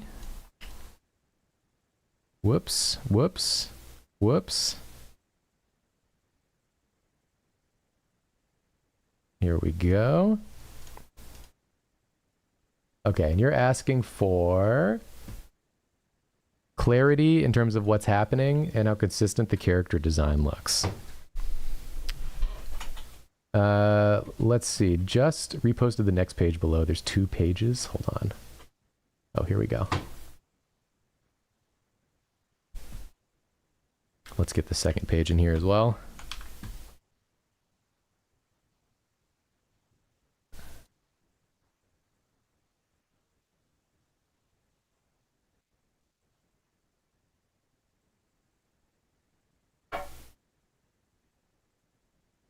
All right, let's take a look. At first glance, I do feel a little confused about what's going on. Let me check what you wrote here.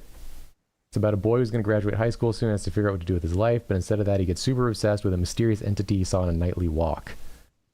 Read right to left because it came out of a manga challenge.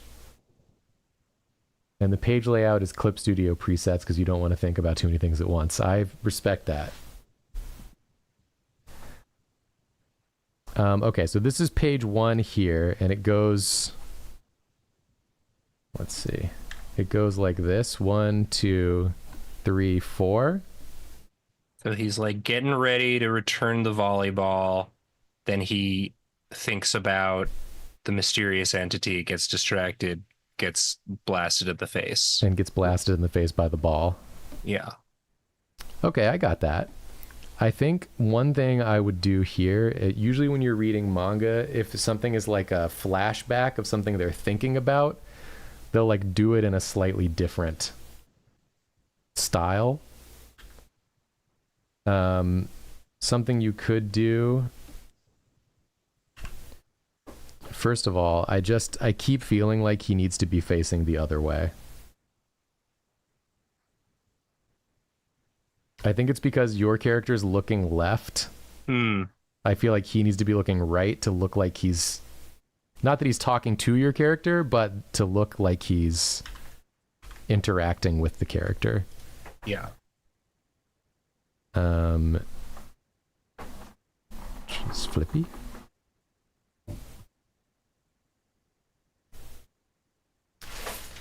And then I might do something like making it gray. So you know he's like thinking about a flashback.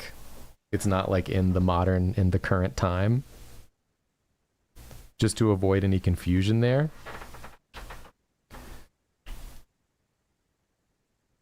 You could even add the like the black background to that second panel to indicate that like something's changed mentally. Yeah. I feel like this would be a great place for just some like vertical lines. This is gonna look like ass, but if you just had like a little gradient, so it's like he's freezing because this thought is descending on him, and then this is the thought, full black, and then here you could go back in black. You could do something like this.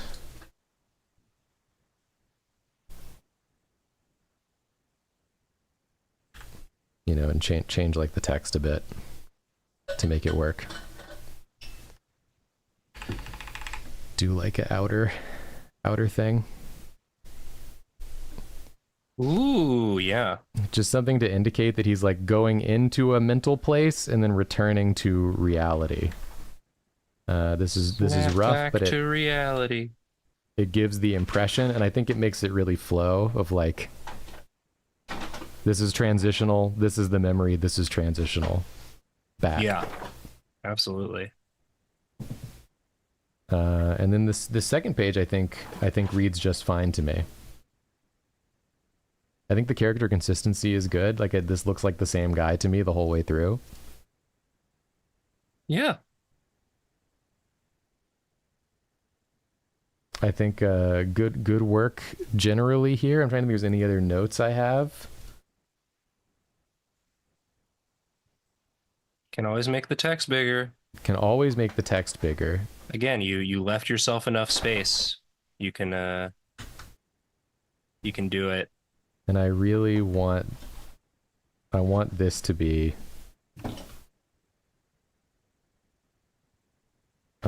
here. Breaking the panel, yeah. Leading us down this way. Yeah. And then this text just like bigger.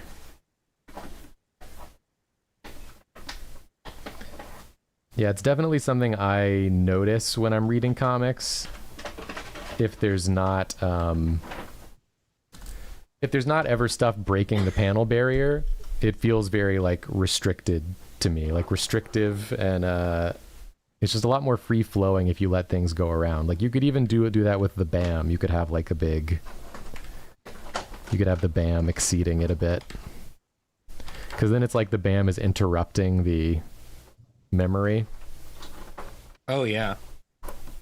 So you could have that between panels as well. Totally. It's just like in comics, time is depicted by the movement through panels. So anything that happens like in between panels, feel free to put in between panels. And yeah, I think that'll be nice. Good work on this. Okay. Let's keep moving. I'm sorry this is taking so long. Would it be fucked up if I left to go to dinner? No, you can go. You can go. I wanted to stay for the whole one.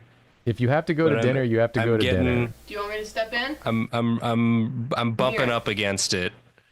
Yeah, no, you can go. You can go. Okay, I apologize. Hey, thank you everybody for being patrons, and thank you Jacob for giving such thorough critiques. And we can bring in Julia for sure. Whoa.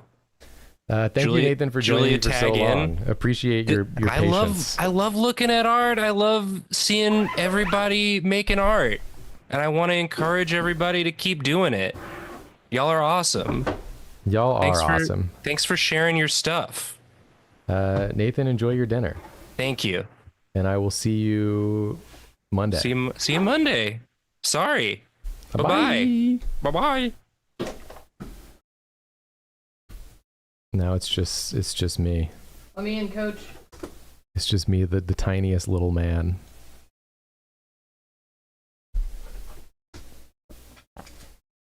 Let me move Julia's mic. I can move my mic. Don't worry about it. You focus on your class. I'm gonna get the next one up here at least. We're almost there. We only have like a few left. I got it. This one is from Morph. Gonna get that in here. Love the colors on this piece. Looks very nice. They said, I enjoy over-cluttering my pieces. Sometimes it works, sometimes I'm unsatisfied because I cannot find a place where the viewer's eyes would rest. With this piece, the lack of contrast was intentional and meant to make it feel dreamlike, but that combined with the clutter makes it, I think, the worst example of this issue. But then again, maybe I've been looking at it too long. Flipping is useful, but I can't get a real first impression out of myself, so that's mostly what I'm looking for. Plus pose feedback. Okay, so you're worried that it's too cluttered with the lack of contrast. I don't think I have that issue with it. I agree. I actually think it looks very legible to me. Yep. And I like the use of colors. I think the fact that you have taken all the complex elements and made them faded them, like faded the eyes out as they went up, faded this thing in the background. I think it looks both dreamlike, but still, this is clearly like the subject of the piece to me. So I think you may have been looking at it too long. Yeah, put this piece away and revisit it in a week. Don't look at it. Don't think about it. Olive, I'm going to spritz you. Thank you. But I also think you can maybe like change up the colors of the shadows if you want to push it. So it's not like black darker, but like a deeper color. Yeah. Because warmer and more saturated colors catch your eye more. So if you want to keep with this like really cool color scheme, you could do that. And then you also asked for pose feedback, which I do think I can give some of that. I really like what you did with the hands and like the face. I think stylistically is really cool. The only area that is bothering me is the shoulders, because she's turned 3/4 this way, but then the shoulders are like squared this way. So you're thinking a little flat? I'm thinking it feels a little flat to me, just on the shoulders. I think what you could do with a similar type of pose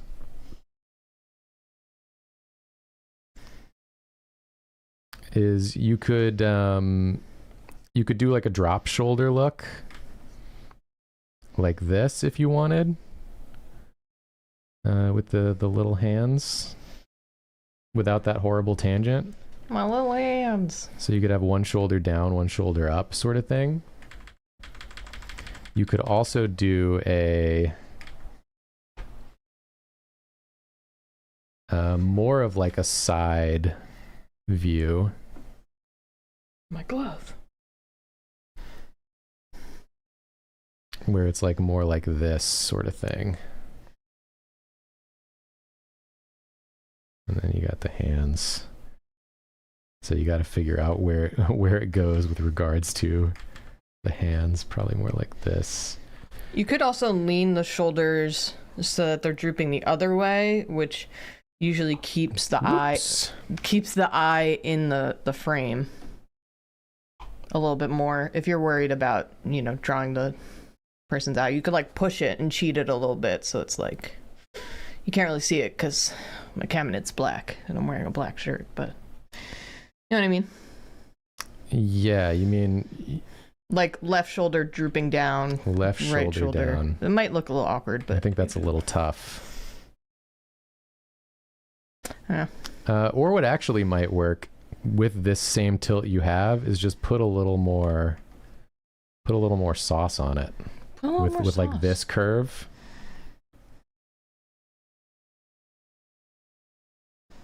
Yeah, you got the hair wispies. You got these two cool tendrils going out. Yeah, that actually looks a lot better to me. Yeah, you can lean into the twirly swirliness of them and use a little bit of those elements in the person's anatomy, you know? Not so much where you're like, am I drunk? But a little bit enough to be like, ooh. Yeah. Yeah. I think what was actually bothering me was just the boxiness. Yeah. I think just adding a little bit more of a natural curve up and around, I think that'll make it look a lot nicer. Or Kermit. Make a pure box. lean in or lean out. Lean in or lean out. You pick pure which way you're leaning. Or zhuzh it up.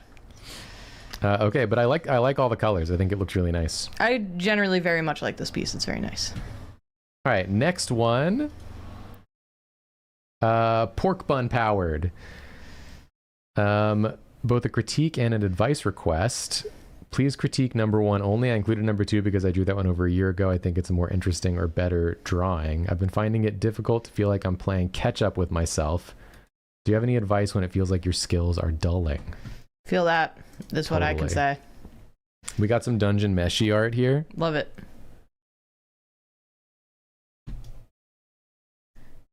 Which I think is pretty cute. And then this is the Senshi piece that is for not critiquing. Just for looking. We'll look at it anyway. For comparison's sake. Love the Senshi piece. Love them both, but Senshi. The Senshi is really nice. It's got, and I know what you mean. It's like, sometimes you'll look at a piece you did like previously in your life and you'll be like, it looks so like effortless. Mm-hmm. And like it hit like such a charm point. And I was like technically worse then. Yeah, but why it's got more can I energy. not like get this same energy? Yeah. Right now. And usually for me, that means that you're in the middle of a like learning, not a slump. It's like there's a part where you're learning where everything gets worse for a bit. It's where you gather all your momentum. Yes. All right. It's where your brain and your skill are not lined up yet, but you're about to be there. It's like you're incorporating new stuff you're taking in, but you don't quite have it fully enmeshed in your process yet. And so you're trying to like put this stuff in with what you used to do, and it like clashes a bit and like things don't work right. Mm-hmm. But it's like part of the growing process is to have it look temporarily worse while you're trying to incorporate new input. Yeah, the annoying answer is you're on your way to improving is what that means. If you feel like you got worse, oh boy, we all been there, and it means you're about to be better. Yeah, you just gotta to keep moving through the down swings, and then as Julia said, it ramps you up at the end. It's where you gather your momentum. As for this piece in particular, I think really what you need to work on is just anatomy and posing. Mm-hmm. You're like close in a lot of places. Yeah. It's not like way off, but it's enough off that it feels like it needs to adhere a little more to like the reference pieces. Mm-hmm. For instance, like this arm here, based on like the hand, because the arms are not like curves. Mm-hmm. There is like a big fluffy thing on it, which makes it hard to see. But the arm would still have to come out like at least probably to here in order to make it up to the shoulder, probably a little higher actually, in order to make it up to the shoulder. So this would have to follow it out this way. And this is just like stuff that you can get better at just from practicing drawing from reference. Yeah, there's also a thing in art where you can say like technically it's more behind her, so that silhouette makes sense. But in art, as much as you can cheat, you also need to cheat to make things more legible. So like technically, yes, you're right. You can have that elbow go back more, but you either need to really make it known that it's going back, or just make the silhouette pop a little bit more like Jacob's sketch does now. Yeah. And also, like, if you're going to do the tucked back arm, then these lines need to indicate that it is receding. The tubes need to be going this way to say the arm is receding. It's coming at us as it goes towards the hand. And then as it reaches this point, it transitions into these lines as it goes up normally. Yeah, you got to show the bunching at that elbow to say that elbow is bent all the way back here. So which is the reason why I look at this and I say it's not receding, because the lines of the cloth don't indicate it. I think where the folds are located, there's no fold where the elbow should be. Yeah. And I think that's really where the confusion is being created. Yeah. If it's going up this way, it does fit. But then there needs to be a fold like this to show that like that's where the elbow is. Yeah. And then cascading, where it like rests on that, and then it fanning down. Fanning down. So yeah. You know, this type of thing, you just need to really break down some real life stuff. Put on a sweater. And break down some professional artwork as well. See how they do it. I do it all the time. No shame. But like I said, none of your stuff is like way off. No. It's like there's a lot of things that are a little off, but none of it's way off. So I think you're making good progress. You just got to keep on trucking. 100%. And draw from reference. And then the most important part is then compare it to the reference when you're done. Yes. Put it back on top of the reference, see where you exaggerated more, see where you did too little, where you did too much. See what was the most effective, see what the least effective was. Yep. Okay, we will move on to Ribbon Road. Oh, very cute. Very cute drawings. So really cute. Put those on there. Things I've been working on lately: trying to figure out more vibrant colors, drawing two characters interacting in the physical space, figuring out how to compose two or more drawings I intend to have together into one drawing and not just like two disparate sets of guys floating in vague space. Figuring out why Ray's face rightmost cannot stop looking wrong to me no matter how much I try to redraw it, if I just need to delete that side and start over. And shading still. Okay. I've never done a critique stream, but y'all are saying some very relatable problems. All the problems are always relatable. Yeah. Like, oof, God, been there or still there sometimes. Ribbon is in chat. I see them. Hello. Hello, Ribbon. These are very cute. Yes. Very clean. Very clean. I think I like your like limited line use where you leave some like open spots. I like that it looks like a heart. The color use is also very nice as well. Yeah. I think you used like vibrant colors. Like this is as far right on the saturation spectrum as it can possibly go. But because of like how it's like an orange and not a pure red, it like really works well. You're not getting blown out. It doesn't jump out and like make my eyes bleed. Yep. You don't get that vibrating. I think the color harmony looks really nice. I have like no issues with that. As far as incorporating these drawings together into like one drawing, that's a pretty tough one. I usually would choose to use like design elements to fix that up. So like if it were me, I'd probably I'm also a big fan of making them look like stickers.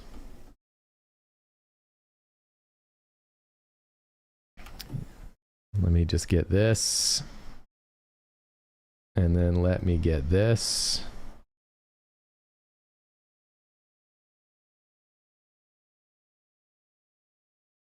When in doubt, make it look like stickers is great advice.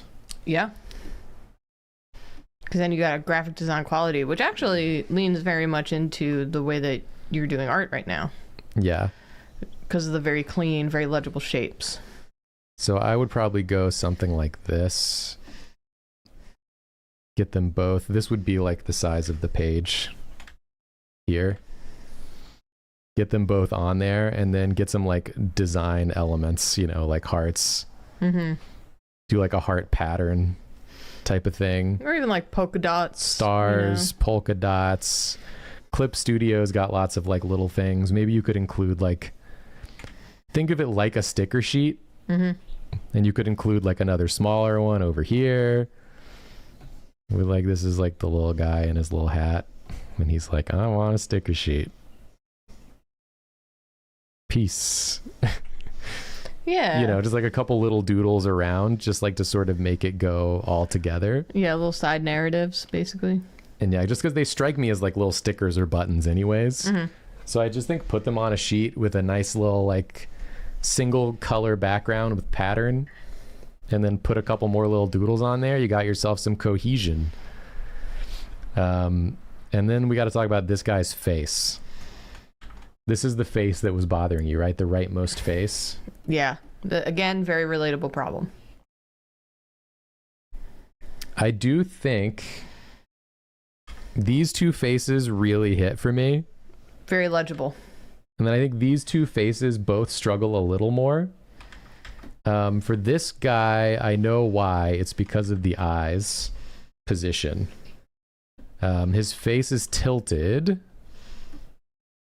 Supposedly. Why eyes, Otta? It's like this. I think it's like an unclear tilt is part of the issue. Right. So we have like the head like this. The mouth is like going down like this. This eye here should be further down. Yeah. Is generally where I'm at on that. It's tough because it's so close, you know? Yeah.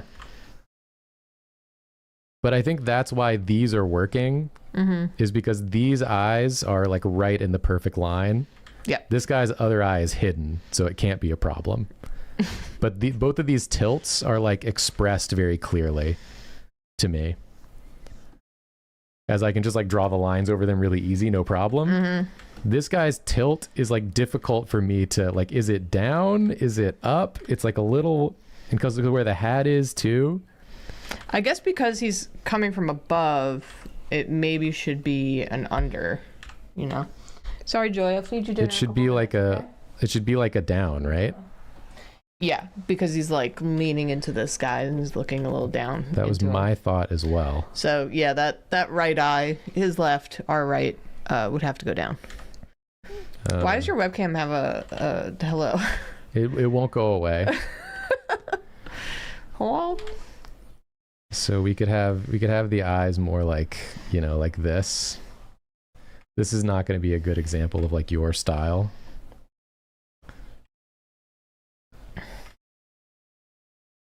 But, and then this one needs to be more, you know, thinner. Yeah, and then you need to bring, obviously, that eyebrow down as well.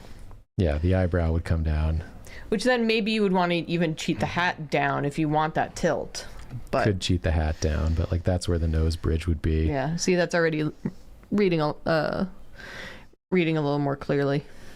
We could even add the little eyes in here if we wanted. And then my comment on the right face, not to jump forward. No, I was done with that one. Is that I think it's hard. You're in a difficult spot because so much of his face is obscured by the other guy's hair, this guy's hat, the arm. So you have to be very purposeful as to where you put the eyes and that line. Like you need to be very clear. Yeah, I got a good fix for you here.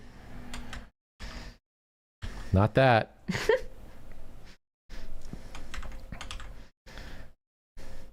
Make this eye. Come on, man.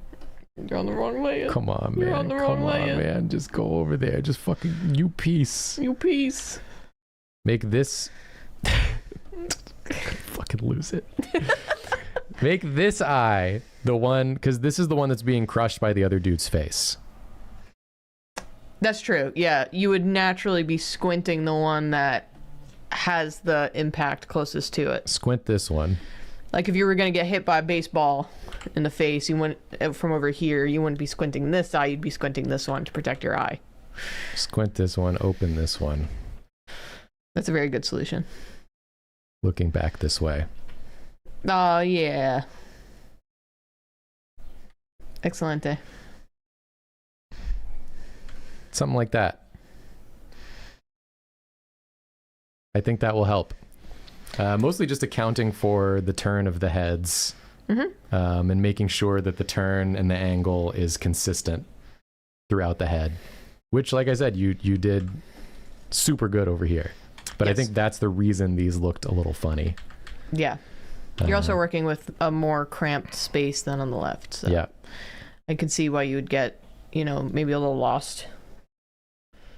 Probably but that even a again, really great work. It's sometimes it's hard to find solutions to some of these things because y'all are like so close. Yeah. Yeah, something like that. Okay, moving on. And then it's your link. Whip. There was a couple below the dip here, so we'll hit these. There's only a couple here, so. Wowie zowie. We got some comics here from Woodle Noodles. 2 separate comics from some art homework from college. I often either leave the backgrounds blank, like in the first one, or too empty. Would appreciate journal advice as well. All right, let's take a look. I like it a lot. I like the energy. It's reminding me of Tony Wilson's art, who I very much respect. I agree. I also really like the energy. Yeah. Energy is fantastic.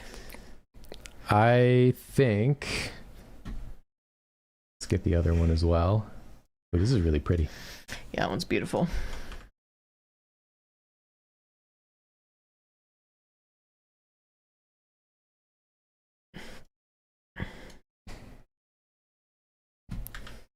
Let's take a look at comic number 1 here. Love the art. Love your use of black space.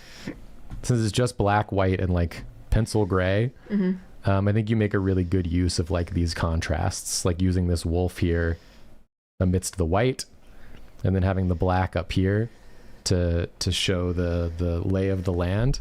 Your backgrounds look really nice. Yeah, beautiful. My one critique is a legibility critique. It's a little bit difficult to read. Like professor there, human guy professor in that third panel. It's all small. Yeah, it's all the text is small, and it's a little bit, it's like bumping into the... I like your handwriting. I think that should stay. Very clear. Like, obviously you can't really edit this because this is drawn, I think, traditionally. But for the future, leave yourself more space for text. Imagine someone is reading it at like this distance. Like if you put it on a monitor and you zoomed all the way out, this is like the distance someone would like hold a comic page. Yeah. And you don't want them to have to do this. Yeah, having to struggle to read text in a comic takes you out of the atmosphere or, feeling or mood or energy of the comic, so. Yeah. Stofu said it's a little difficult to read, but not unlike most indie comics in my experience. That's my experience as well, and I think most indie comics also need to do better at this. Yeah. I think this is one of the biggest things that keeps a work from reaching a wider audience is legibility. Especially because the art in this is great. Love it. I don't have any notes for the art. Really clear. But if people have a hard time reading it, they're just going to stop. They're not going to like force through to make it work. Yeah. This one's definitely more legible, but I think could still be even bigger. Yeah, especially that third panel, the bottom left text box. But I love the look of this. Oh, it's so good. And I think your backgrounds are great. Like the simplicity of the background, I think works really well. Yep. For it's really highlighting the subjects while still giving an indication. Like I can tell that this is an apocalyptic world back here just from the shapes. Yeah. So I don't think you need more details, and I don't think you need less details. I think it really hits a great mark for me where it's showing what it is without belaboring it. Should I feed the cat? Yeah, you can feed the cat. I'll be right back. I have to go feed the cat. Is there any advice for speech bubbling? Since I was doing traditional, the limitations of the page are a strug. Yeah, I honestly can't imagine speech bubbling in traditional. What I would probably do is just to make sure you, on like a separate page, set up your whole layout ahead of time. Like write everything in and make sure there's enough space for all of the words before you even put in the drawings. Then like put the drawings in so that they function with the words. You could also do like speech bubbles separately and like literally like cut and paste them onto your art is another way you could approach it. And that might work for you, but yeah, usually when I was working on comics, I would try to format the text first, then adjust my sketches to fit where the text had to go. Because like the text has to be there and it's got to be legible. So it's kind of non-negotiable. So you have to kind of work your art around where the text has to be in order to make it work and to make it readable. Love your art though. I think this is fantastic. If I saw this like in a comic book that I bought, I would be like, yeah, that tracks. So yeah, great work.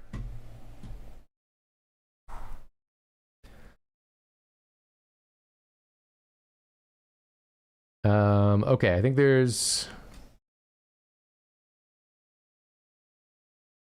2-3 more. We're just gonna move through them quick here. Regular Felicia Shimbari submitted their drawing from Nathan's animal anatomy class, which is very cute. Let's take a copy paste here.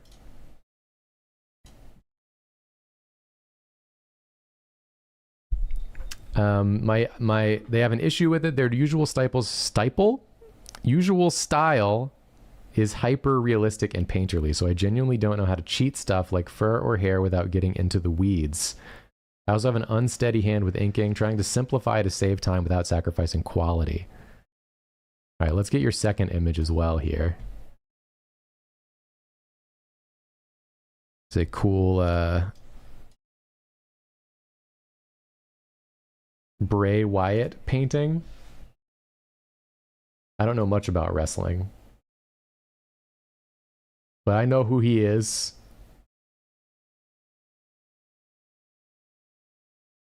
So how to hit that mark between hyper realistic and first of all, I think both of these look great. I actually really like sort of where you've landed in terms of like the texture, the realistic texture on like the simpler line art. I think actually works quite well. I don't know if I have much of a problem with it, honestly. I think it kind of works. It kind of reminds me of like, hold on. Reminds me of like Perry Bible Fellowship a little bit. This is the kind of thing where I would always recommend finding artists that do similar to what you are looking for.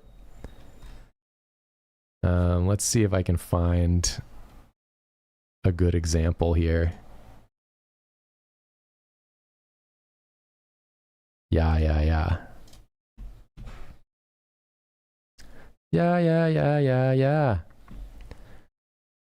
So check out this kind of thing. This is a Perry Bible Fellowship comic that your style reminds me of quite a bit. Which a lot of the comedy comes from the like the beautiful rendering and texture of the art, coupled with these like sort of cartoonier shape languages, and then obviously the humor of like the situation. But if we take a look at these, it's similar to what you did with the walrus. It's kind of like an inked line that follows a very basic shape, and then texture done within and on top of those lines. Like take a look at your walrus here. It's a similar kind of thing. I think like basically a more refined version of what you're looking to do is like the Perry Bible Fellowship style. It's like a little more delicate on the line art. I think using like an inker that's a little rougher, that matches more the texture of your art, I think will go a long way. But it's kind of a similar vibe, right? It's like a very textured, painterly look and then a cartoony line art. I think the juxtaposition makes it really interesting and fun to look at. So I think, you know, continue down the path you're going. I think you're already headed the right direction. And you can definitely look at more of the Perry Bible Fellowship comics if you want to get like an indication of this type of style a little bit better. I'm just showing Perry Bible Fellowship comics to people now. That's fair. Because they match sort of the aesthetic of this type of thing. Yeah. Very good. The silly plus painterly. Yep. The beautiful silly. Okay, I think that might be it. Whoa. I think that's it. We got him. We did him. I did it. Julia, thank you so much. You did it. This only took me 4 hours to do. I'm sweaty. Yeah, it's warm in here. I'm sweaty and I'm tired. But this was a lot of fun. I genuinely really like doing these. So, and I think if we try to do them more often, once we're back from baby gone time, there will be like less ones we have to do per stream. But baby gone. I would hate not getting to anyone when you like paid to be here. So yeah, true. Thank you everyone for hanging in there. Appreciate all of you, and thank you for supporting at the DrawClass tier. Mm-hmm. And I hope you all got something out of this. I hope it helped you and you found something new to try in your art. Thank you to Nathan for being here for most of this before he literally had to leave. Yeah. And thank you to Julia for coming in right at the end. You're welcome, man. And remember, so this is the correct hand. It is. Remember. Thanks. Oh, you didn't have anything else to say? No, okay. I wanted to match the little slappy hand. Good luck on your art journeys, everyone. We'll see you next time. Stick with it, y'all. Goodbye. Bye.